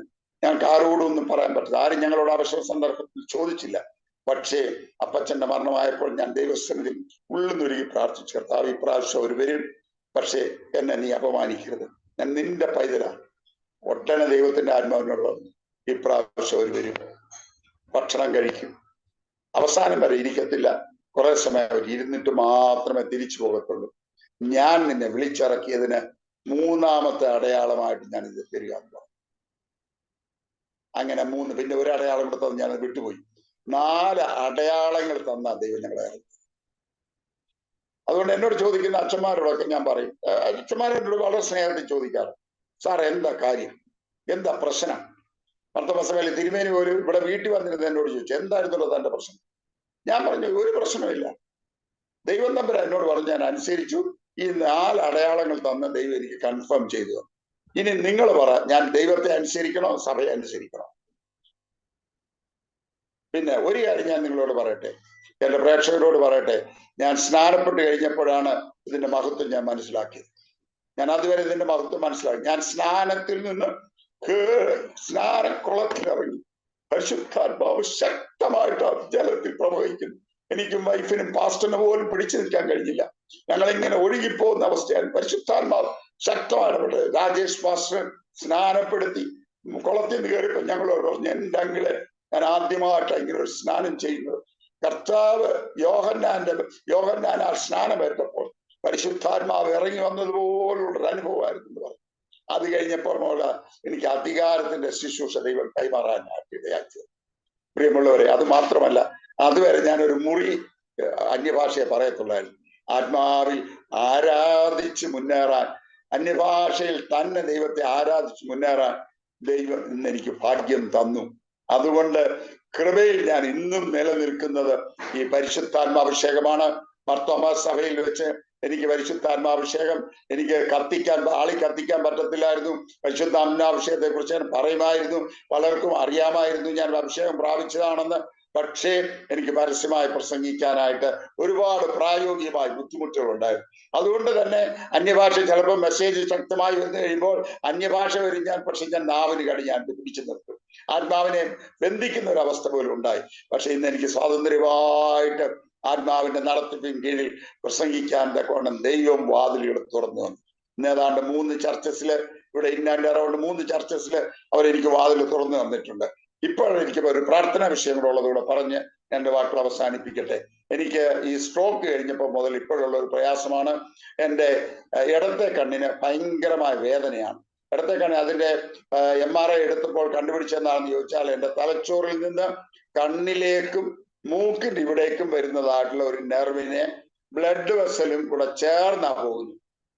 അങ്ങനെ ചേർന്ന് പോകാൻ പാടില്ല, അതൊരു ഡിസ്റ്റൻസിൽ വേണം പോകാൻ. ഇത് ചേർന്ന് പോകുന്നതുകൊണ്ട് ഇടയ്ക്കിടയ്ക്ക് ബ്ലഡ് വെസല് നെർവിനെ പ്രസ് ചെയ്യുമ്പോൾ ഉണ്ടാകുന്ന വേദന ഡോക്ടേഴ്സിന് മാത്രമേ മനസ്സിലാകൂ. വേറെ ഒരു വ്യക്തിക്ക് നമുക്ക് പറഞ്ഞാൽ മനസ്സിലാകത്തുള്ളൂ. ട്രൈജെമിനൽ വാസിക്കുലാർ ലൂപ്പ് എന്നാണ് ആ അസുഖത്തിന്റെ പേര്. എൻ്റെ ക്ലോസ് ഫ്രണ്ടായ ഡോക്ടർ ജേക്കബ് ചെറിയാണ്, അദ്ദേഹം MD ആണ്. വേറെ ക്ലോസ് ഫ്രണ്ടാണ് ഡോക്ടർ സത്യൻ, അദ്ദേഹം MD MRCP ആണ്. ഇവർ രണ്ടും എന്നോട് പറഞ്ഞിട്ടുണ്ട്, അങ്ങള് ഇങ്ങനെ ഒരു അസുഖം ഞങ്ങൾ മെഡിക്കൽ സയൻസിൽ കേട്ടിട്ടില്ല. ട്രൈജെമിനൽ വാസിക്കുലാർ ലൂപ്പ് എന്ന് പറഞ്ഞൊരു അസുഖമുണ്ട്. MRIയിൽ അങ്കിളിന് അത് ഉണ്ട് താനും. പക്ഷേ എവരി ഓൾട്ടർനേറ്റ് ഡേയ്സ് ഇത് വരുന്നെന്ന് പറഞ്ഞാൽ ഇത് മെഡിക്കൽ സയൻസ് കേൾവിയില്ലാത്തതാണ്. അതുകൊണ്ട് ഞങ്ങൾക്ക് ഒരു കാര്യം പറയാനുള്ളൂ, ഇത് അങ്കിളുടെ മിനിസ്ട്രിക്ക് നേർക്കുള്ള പോരാണ്. അങ്കിൾ മിനിസ്ട്രിയിൽ മുന്നേറാതിരിക്കാനുള്ള ശത്രുവിന്റെ തന്ത്രമാണ്. ആ നിലയിൽ തന്നെ ഇതിനെ എടുത്തേ പറ്റത്തുള്ളൂ, ഫൈറ്റ് ചെയ്ത് ജയമെടുത്തേ പറ്റത്തുള്ളൂ എന്ന് എന്നോട് പറഞ്ഞിട്ടുണ്ട്. ഞാൻ ആ പ്രോസസ്സിലാണ്. നിങ്ങളുടെ പ്രത്യേകിച്ച് പരിശുദ്ധാത്മാഭിഷേകം പ്രാപിച്ച ദൈവമക്കൾ ആത്മാർത്ഥമായി എനിക്ക് വേണ്ടി പ്രാർത്ഥിക്കണം. എനിക്ക് ഒറ്റ ആഗ്രഹമുള്ളൂ, കർത്താവിന് വേണ്ടി അവസാനം വരെ ഓടിക്കണം. I don't want to be എന്താ റെസ്റ്റഡ് ആകാൻ എനിക്ക് താല്പര്യമില്ല. ഓടി അവന് വേണ്ടി തികയാൻ പൗലോസ് പറയുന്ന പോലെ പാനീയാഗമായി ഒഴിക്കപ്പെടാൻ അവസാന ശ്വാസം പോകുമ്പോഴും എൻ്റെ ഒരു വലിയ ആഗ്രഹമാണ്, ഞാൻ സുവിശേഷം പ്രസംഗിക്കുമ്പോൾ അവിടെ വീണ് ഞാൻ ദൈവസന്നിധിയിലേക്ക് ചേർക്കപ്പെടണം. എൻ്റെ വലിയ ആഗ്രഹമാണ്. പ്രിയമുള്ളവരെ, നിങ്ങൾ എനിക്ക് വേണ്ടി പ്രാർത്ഥിക്കണം.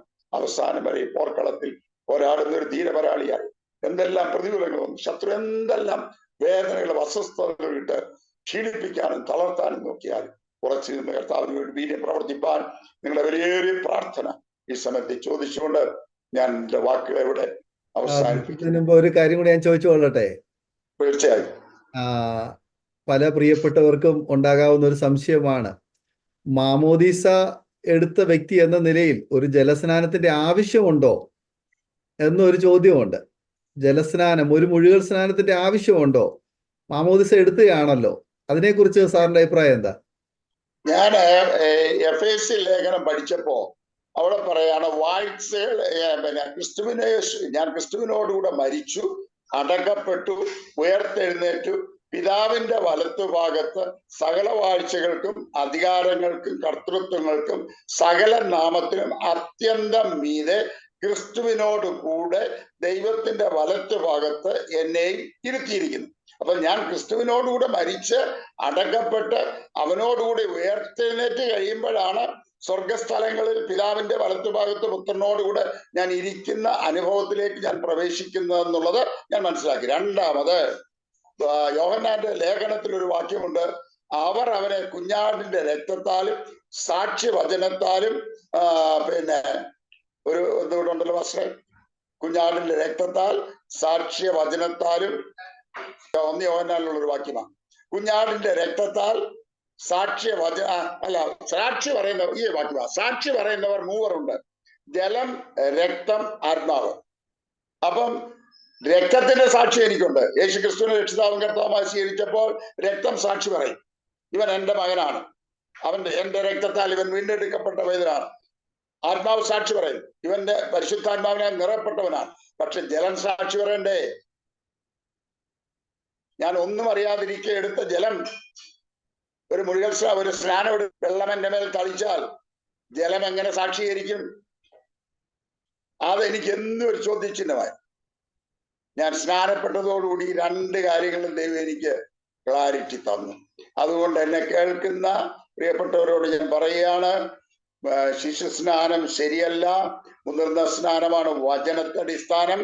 അതുകൊണ്ട് നിങ്ങൾ സ്നാനപ്പെട്ട വ്യക്തി, ശിശു സ്നാനമേറ്റ വ്യക്തിയായിരിക്കാം, രക്ഷിക്കപ്പെട്ട വ്യക്തിയായിരിക്കാം, പരിശുദ്ധാത്മാഭിഷേകം പ്രാപിച്ച വ്യക്തിയായിരിക്കാം, ധാരാളം സുവിശേഷ വേല ചെയ്യുന്ന വ്യക്തിയായിരിക്കാം.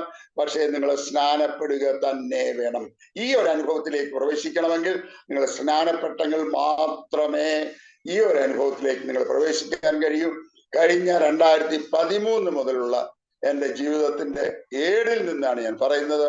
എൻ്റെ ജീവിതമാകെ മാറ്റിമറിച്ചു. വചനം ഇന്ന് പഠിക്കാൻ തുടങ്ങുമ്പോൾ വചനം എത്ര മനോഹരമാണ്. ഞാൻ ഇന്ന് മണിക്കൂറുകളോളം വചനം പഠിക്കും കണ്ടിന്യൂസ് ഉള്ളപ്പോൾ. പണ്ട് എനിക്ക് അത്രയും പറ്റത്തില്ല. കാരണം ഞാൻ സ്നാനപ്പെട്ട് വേർപെട്ട് കർത്താവിനോട് ചേർന്ന ആ ഒരു വലിയൊരു close and intimate personal relationship അതെങ്ങനെയാ വർണ്ണിക്കേണ്ടതെന്നൊന്നും എനിക്കറിയത്തില്ല. അത് അനുഭവിച്ചറിഞ്ഞിട്ടുള്ളവർക്കറിയാം. എന്തായാലും ഒരു hot close real relationship with the master, with our redeemer, അല്ലെ? അതെത്ര ശ്രേഷ്ഠമേറിയ അനുഭവം. വചനവുമായി, അവന്റെ വചനവുമായി ദൈവസ്ഥാനത്തിൽ ഇരിക്കുന്നതിന്റെ മാഹാത്മ്യം ഞാൻ ഇന്ന് അനുഭവിച്ചറിയാം. എന്തുമാത്രം ആഴത്തിലുള്ള മുത്തുകളായി വചനത്തിൽ കിടക്കുന്ന പ്രിയമുള്ളവരെ. ഞാൻ പഠിക്കാൻ തുടങ്ങിയപ്പോഴാ ഓരോ അധ്യായം ഓരോ പ്രസംഗമാക്കാം. ഹല്ലേലൂയ. ഈ അനുഭവങ്ങളൊക്കെ ദൈവം എനിക്ക് തന്നത് ഞാൻ സ്നാനപ്പെട്ട് വേർപെട്ടതിന് ശേഷം. മർത്തമാസഭ ഞാൻ കുറ്റം പറയുന്നു. ഒരുപാട് എനിക്ക് ആത്മീയമായി വളരാൻ മർത്തമാസഭ സഹായിച്ചു. ഞാൻ ഇന്നും നന്ദിയോടെ അത് ഓർക്കുക. എനിക്ക് പ്രസംഗിക്കാൻ അവസരം കിട്ടിയ മർത്തമാസഭയിലാണ്. എനിക്ക് കുവൈറ്റ് പോകാനും ഇംഗ്ലണ്ടിലെ കുടുംബസമേതം പോകാനും അമേരിക്കയെ കുടുംബസമേതം പോകാനും ഡൽഹി ഭദ്രാസന കൺവെൻഷൻ, ബാംഗ്ലൂർ ഭദ്രാസന കൺവെൻഷൻ, കേരളത്തിലുടനീളമുള്ള പല ചർച്ചസിലെ കൺവെൻഷൻ, ആൻഡമാൻ നിക്കോബാർ ഐലൻഡ്സിലെ 10 ഐലൻഡുകളിൽ 6 ഐലൻഡുകളിലും പോയി സുവിശേഷം അറിയിക്കാനുള്ള ഭാഗ്യം എല്ലാം മർത്തോമാസഭയെ ഒരുക്കുന്നത്. അതുകൊണ്ട് ഞാൻ ഇന്നും നന്ദിയുള്ളവരാണ്. പക്ഷേ എനിക്ക് നന്ദിയുണ്ട്. പക്ഷെ എന്റെ കടപ്പാട് എന്നെ വിളിച്ച കർത്താവിനോട്. ആമേൻ, ആമേൻ. തീർച്ചയായിട്ടും എന്റെ പ്രിയപ്പെട്ടവരോട് എനിക്ക് സ്നേഹവും ബഹുമാനമുണ്ട്. പക്ഷെ എന്റെ അൾട്ടിമേറ്റ് കടപ്പാട് എന്റെ വീണ്ടെടുപ്പുകാരനോട് മാത്രമാണ്. അത് അവസാനം വരെ നിലനിർത്താൻ ഞാൻ ആഗ്രഹിക്കുക. ആമേൻ. വചനം വളരെ വ്യക്തമായിട്ട് പറയുന്നു, വെള്ളത്താലും ആത്മാവിനാലും ജനിച്ചില്ല എങ്കിൽ സ്വർഗരാജ്യത്തിൽ കടക്കയില്ല എന്ന്. അത് വ്യക്തിപരമായ ഒരു എൻകൗണ്ടർ ആണ്, ഒരു ഏറ്റുപറച്ചിലാണ്. കർത്താവായ യേശുക്രിസ്തുവിന്റെ ക്രൂശ് മരണത്തോട് ഏകീഭവിക്കുവാൻ, അവന്റെ മരണ അടക്ക പുനരുത്ഥാനത്തോട് ഏകീഭവിക്കുവാൻ ഈ ജലത്തിലെ സ്നാനം ഓരോ വ്യക്തിക്കും അനിവാര്യമാണെന്ന് വളരെ വ്യക്തമായിട്ട് ദൈവത്തിന്റെ വചനം നമ്മെ പഠിപ്പിക്കുന്നു, അല്ലെ? തീർച്ചയായിട്ടും ആ ഒരു അനുഭവത്തിലേക്ക് എല്ലാവരും കടന്നു വരണമെന്നുള്ളത് കർത്താവ് നമ്മെക്കുറിച്ച് ആഗ്രഹിക്കുന്നു. ആകട്ടെ, ഞാൻ ചോദിക്കട്ടെ, സാറിന് ഒരുപാട് ശിഷ്യഗണങ്ങളുണ്ട്. ഇന്ന് ലോകത്തിന്റെ 5 വൻകരകളിലും വിവിധ പദവികളിലും സ്ഥാനങ്ങളിലും വിവിധ നിലകളില് അലങ്കരിക്കുന്ന അനുഗ്രഹീതരായ ഒരുപാട് ശിഷ്യഗണങ്ങള് ഉണ്ട്. അവരിൽ പലരും ഈ അരോമ TV ഒരു പക്ഷെങ്കിൽ അവർ വാച്ച് ചെയ്യുന്നുണ്ടായിരിക്കാം, അല്ലെങ്കിൽ സാറിന്റെ ടെസ്റ്റിമണി അവർ കേൾക്കുമായിരിക്കാം. എന്താണ് ഈ ചാനലിലൂടെ, ഈ അരോമ TVയിലൂടെ സാറിന് അവരുമായി പങ്കുവയ്ക്കാൻ ആഗ്രഹിക്കുന്നത്? പ്രിയപ്പെട്ട എൻ്റെ കുഞ്ഞുങ്ങളോട്, പ്രത്യേകിച്ച് ആത്മീയമായി ഞാൻ ദൈവോർവിലേക്ക് കൊണ്ടുവന്ന എൻ്റെ പ്രിയ കുഞ്ഞുങ്ങളോട് എനിക്ക് പറയാനുള്ളത്, പ്രിയമുള്ളവരെ, നിങ്ങൾ കർത്താവിന് വേണ്ടി നിൽക്കണം. എന്ത് വില കൊടുത്തും സുവിശേഷത്തിന് വേണ്ടി നിൽക്കണം. രക്ഷയുടെ സന്തോഷത്തിന് വേണ്ടി നിൽക്കണം. കർത്താവിന് വേണ്ടി തിമോത്തിയോസിനോട് പറഞ്ഞതുപോലെ നല്ല ഫലനായി ക്രിസ്തുവിന് എന്നോടുകൂടെ കഷ്ടം സഹിക്കാമെന്ന് പൗലോസ് തിമോത്തിയോസിനോട് പറഞ്ഞതുപോലെ എനിക്ക് എൻ്റെ പ്രിയ കുഞ്ഞുങ്ങളോട് പറയാനുള്ളൂ അതേ ഉള്ളൂ. അന്ത്യത്തോളം വിശ്വസ്തരായിരിക്കുക, കർത്താവിനോട് ചേർന്ന് നിൽക്കുക, കഷ്ടം സഹിക്കുക. നിത്യതയിൽ വെച്ച് എനിക്ക് നിങ്ങളെ എല്ലാവരെയും കാണാനായിട്ട് ഇടയായി തീരണം. അതാണ് എൻ്റെ ഏറ്റവും വലിയ ആഗ്രഹം. അത് ഒന്ന് മാത്രമാണ്. അതിനായിട്ട് ഞാൻ നിങ്ങളെ, എൻ്റെ പ്രിയ കുഞ്ഞുങ്ങളെ ഓരോരുത്തരെയും, പാസ്റ്റർ പറഞ്ഞ പോലെ ഒരുപാട് പേരുണ്ട്. ഒരുപാട് ജീവിതത്തിന്റെ ഓൾമോസ്റ്റ് എല്ലാ വൻകരകളും ഉയർന്ന പൊസിഷൻസ്, അത് ക്രിസ്ത്യൻസ് മാത്രമല്ല, മുസ്ലിംസ് ഒരുപാട് പേര് എന്നെ പലരും ഇടയ്ക്കിടയ്ക്ക് വിളിക്കും. ഈ അടുത്ത സമയത്ത് ഒരു മുസ്ലിം സ്റ്റുഡന്റ് എന്നെ വിളിച്ചിരുന്നു. സാറിനെ ഓർക്കുന്നുണ്ടെന്ന് അറിയത്തില്ല, ഞാൻ ദുബായ് എയർപോർട്ടിലെ ചീഫ് ഫിനാൻസ് മാനേജറാണ്. സാറാണ് എന്നെ അക്കൗണ്ടൻസ് പഠിപ്പിച്ചത്. ഞാൻ ഒരിക്കലും മറക്കത്തില്ല. ഇവിടെ എറണാകുളം, ഞാനത് പറയുന്നത് വളരെ അഭിമാനത്തോട് പറയാം, എറണാകുളം ഹൈക്കോർട്ടിലെ ഒരു ജഡ്ജുണ്ട്, ജഡ്ജി കൗസർ. അദ്ദേഹം ഞാൻ പഠിപ്പിച്ചാണ്. 1 വർഷം മാത്രമേ ഞാൻ അദ്ദേഹത്തെ പഠിപ്പിച്ചുള്ളൂ. എനിക്ക് അദ്ദേഹത്തെ പരിചയം പോലും ഇല്ല, ഞാൻ മറന്നുപോയി. പക്ഷേ കോളേജിലെ ഒരു പ്രാവശ്യം ഒരു ഫംഗ്ഷന് ചെന്നപ്പോൾ അദ്ദേഹം അദ്ദേഹത്തോട് കൂടെ നിന്നിരുന്ന ഞാൻ പഠിപ്പിച്ചിട്ടുള്ള മറ്റുള്ള സ്റ്റുഡൻസ് എന്നോട് ചോദിച്ചു, സാറിന് കൗസറിനെ മനസ്സിലായില്ലയോ? ഞാൻ പറഞ്ഞു ഇല്ലല്ലോ, സാറ് പഠിപ്പിച്ചതാ. അപ്പൊ കൗസർ മുമ്പോട്ട് വന്നിട്ട് പറഞ്ഞു, സാറേ ഞാൻ സാറിനെ ജീവിതത്തിൽ ഒരിക്കലും മറക്കത്തില്ല. ഞാൻ ഒരു ഇൻട്രോവേർട്ട് ആയിരുന്നു. ഞാൻ ക്ലാസ്സിൽ ഇങ്ങനെ ഒരു അധോമുഖനായിട്ട് ഇങ്ങനെ ഇരിക്കുമായിരുന്നു. സാർ എന്നെ ഒരിക്കൽ ഡിപ്പാർട്ട്മെന്റ് വിളിപ്പിച്ചിട്ട് പറഞ്ഞു, കൗസറെ, നിനക്ക് ഒത്തിരി നല്ല ഇന്റലിജൻസ് ഉള്ള ഒരു വ്യക്തിയാണ്, നിനക്ക് ഒരുപാട് ഉയരങ്ങളിൽ പോകാനായിട്ട് സാധിക്കും, നീ ഇങ്ങനെ ഇരിക്കാൻ പാടില്ല, you should be active, you should interact with others. എന്നിട്ട് അവന് എന്നോട് പറഞ്ഞു, സാറേ, ആ ഒരു വാക്കാണ് എന്നെ ഇന്ന് ഈ സ്ഥാനത്ത് കൊണ്ടെത്തിച്ചു. വാസ്തവന് കേൾക്കണമോ? ഏതാണ്ട് ഒരു വർഷം മുമ്പ് ഹൈക്കോടതി ജഡ്ജിയായിരിക്കുന്ന അദ്ദേഹം തന്റെ ഒഫീഷ്യൽ വണ്ടി, അദ്ദേഹവും ഭാര്യയുമായിട്ട് എനിക്കൊരു ഗിഫ്റ്റുമായിട്ട് ഇവിടെ വന്ന് മണിക്കൂറുകൾ ഇവിടെ ഒരുമിച്ച് ചെലവഴിച്ച് ഫോട്ടോസും എടുത്ത് എന്നോട് പറഞ്ഞു, സാർ എൻ്റെ വീട്ടിൽ വരണം, എൻ്റെ ഒഫീഷ്യൽ വണ്ടി അയക്കും, ഡ്രൈവറെ ഒഫീഷ്യൽ വണ്ടി അയക്കും, സാർ അതിൽ വരണമെന്ന് പറഞ്ഞിട്ടാ പോയത്. എനിക്ക് പോകാൻ കഴിഞ്ഞില്ല, പോകണമെന്ന് ഞാൻ ആഗ്രഹിക്കുന്നു. അത്രമാത്രം കുഞ്ഞുങ്ങൾ എന്നെ ബഹുമാനിക്കും. എന്താണെന്ന് ചോദിച്ചാൽ ഒറ്റ കാര്യം, മറ്റു മധ്യസ്ഥരാണ്, ഹിന്ദുക്കളുണ്ട്. ഞങ്ങളുടെ വീടിനടുത്തുള്ള ഒരു ചാർട്ടേഡ് അക്കൗണ്ട്, ഞാൻ ഈയിടെ ഒരു കാര്യത്തിന് വേണ്ടി അവനെ വിളിച്ചപ്പം അവൻ എന്നോട് പറഞ്ഞു, സാറിന്റെ ഈ രക്ഷിക്കപ്പെട്ടതാണെന്നൊന്നും പറഞ്ഞാൽ ഇൻകം ടാക്സുകാരൊന്നും സമ്മതിക്കത്തില്ല സാറേ എന്ന് പറഞ്ഞു. ഒരു കാര്യത്തില്ല, കാരണം അവന് പോലും അറിയാം എന്നെ രക്ഷിക്കപ്പെട്ടത് എന്താണ്. അവിടെ എംകോവിന് പഠിച്ചതാണ്. എന്റെ കുറച്ച് അയൽവക്കത്ത് താമസിച്ചിരുന്ന ചെറുപ്പക്കാരൻ പയ്യനാണ്.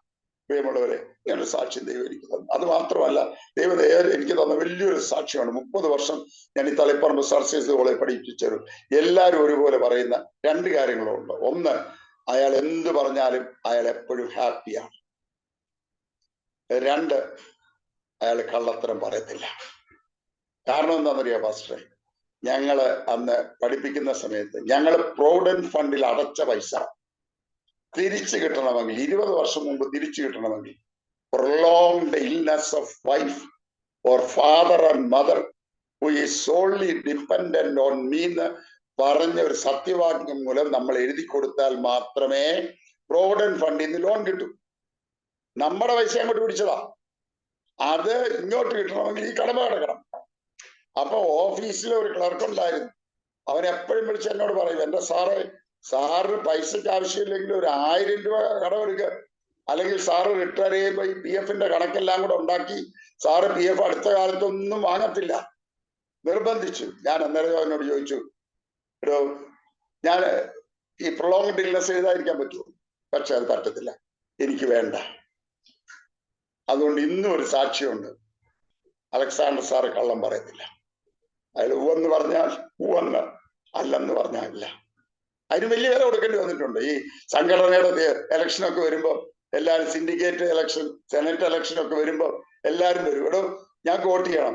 ഞാൻ ആരോടും കമ്മിറ്റ് ചെയ്യത്തില്ല, കാരണം എല്ലാവരും ആരെയും പിണക്കാതിരിക്കാൻ തന്നേക്കാം എന്ന് പറയും. നമ്മൾ വോട്ട് ചെയ്യുന്ന നമ്മളെല്ലാം അറിയത്തുള്ളൂ, ഒരു വിധത്തിൽ അത് കണ്ടുപിടിക്കാനും പറ്റുന്നു.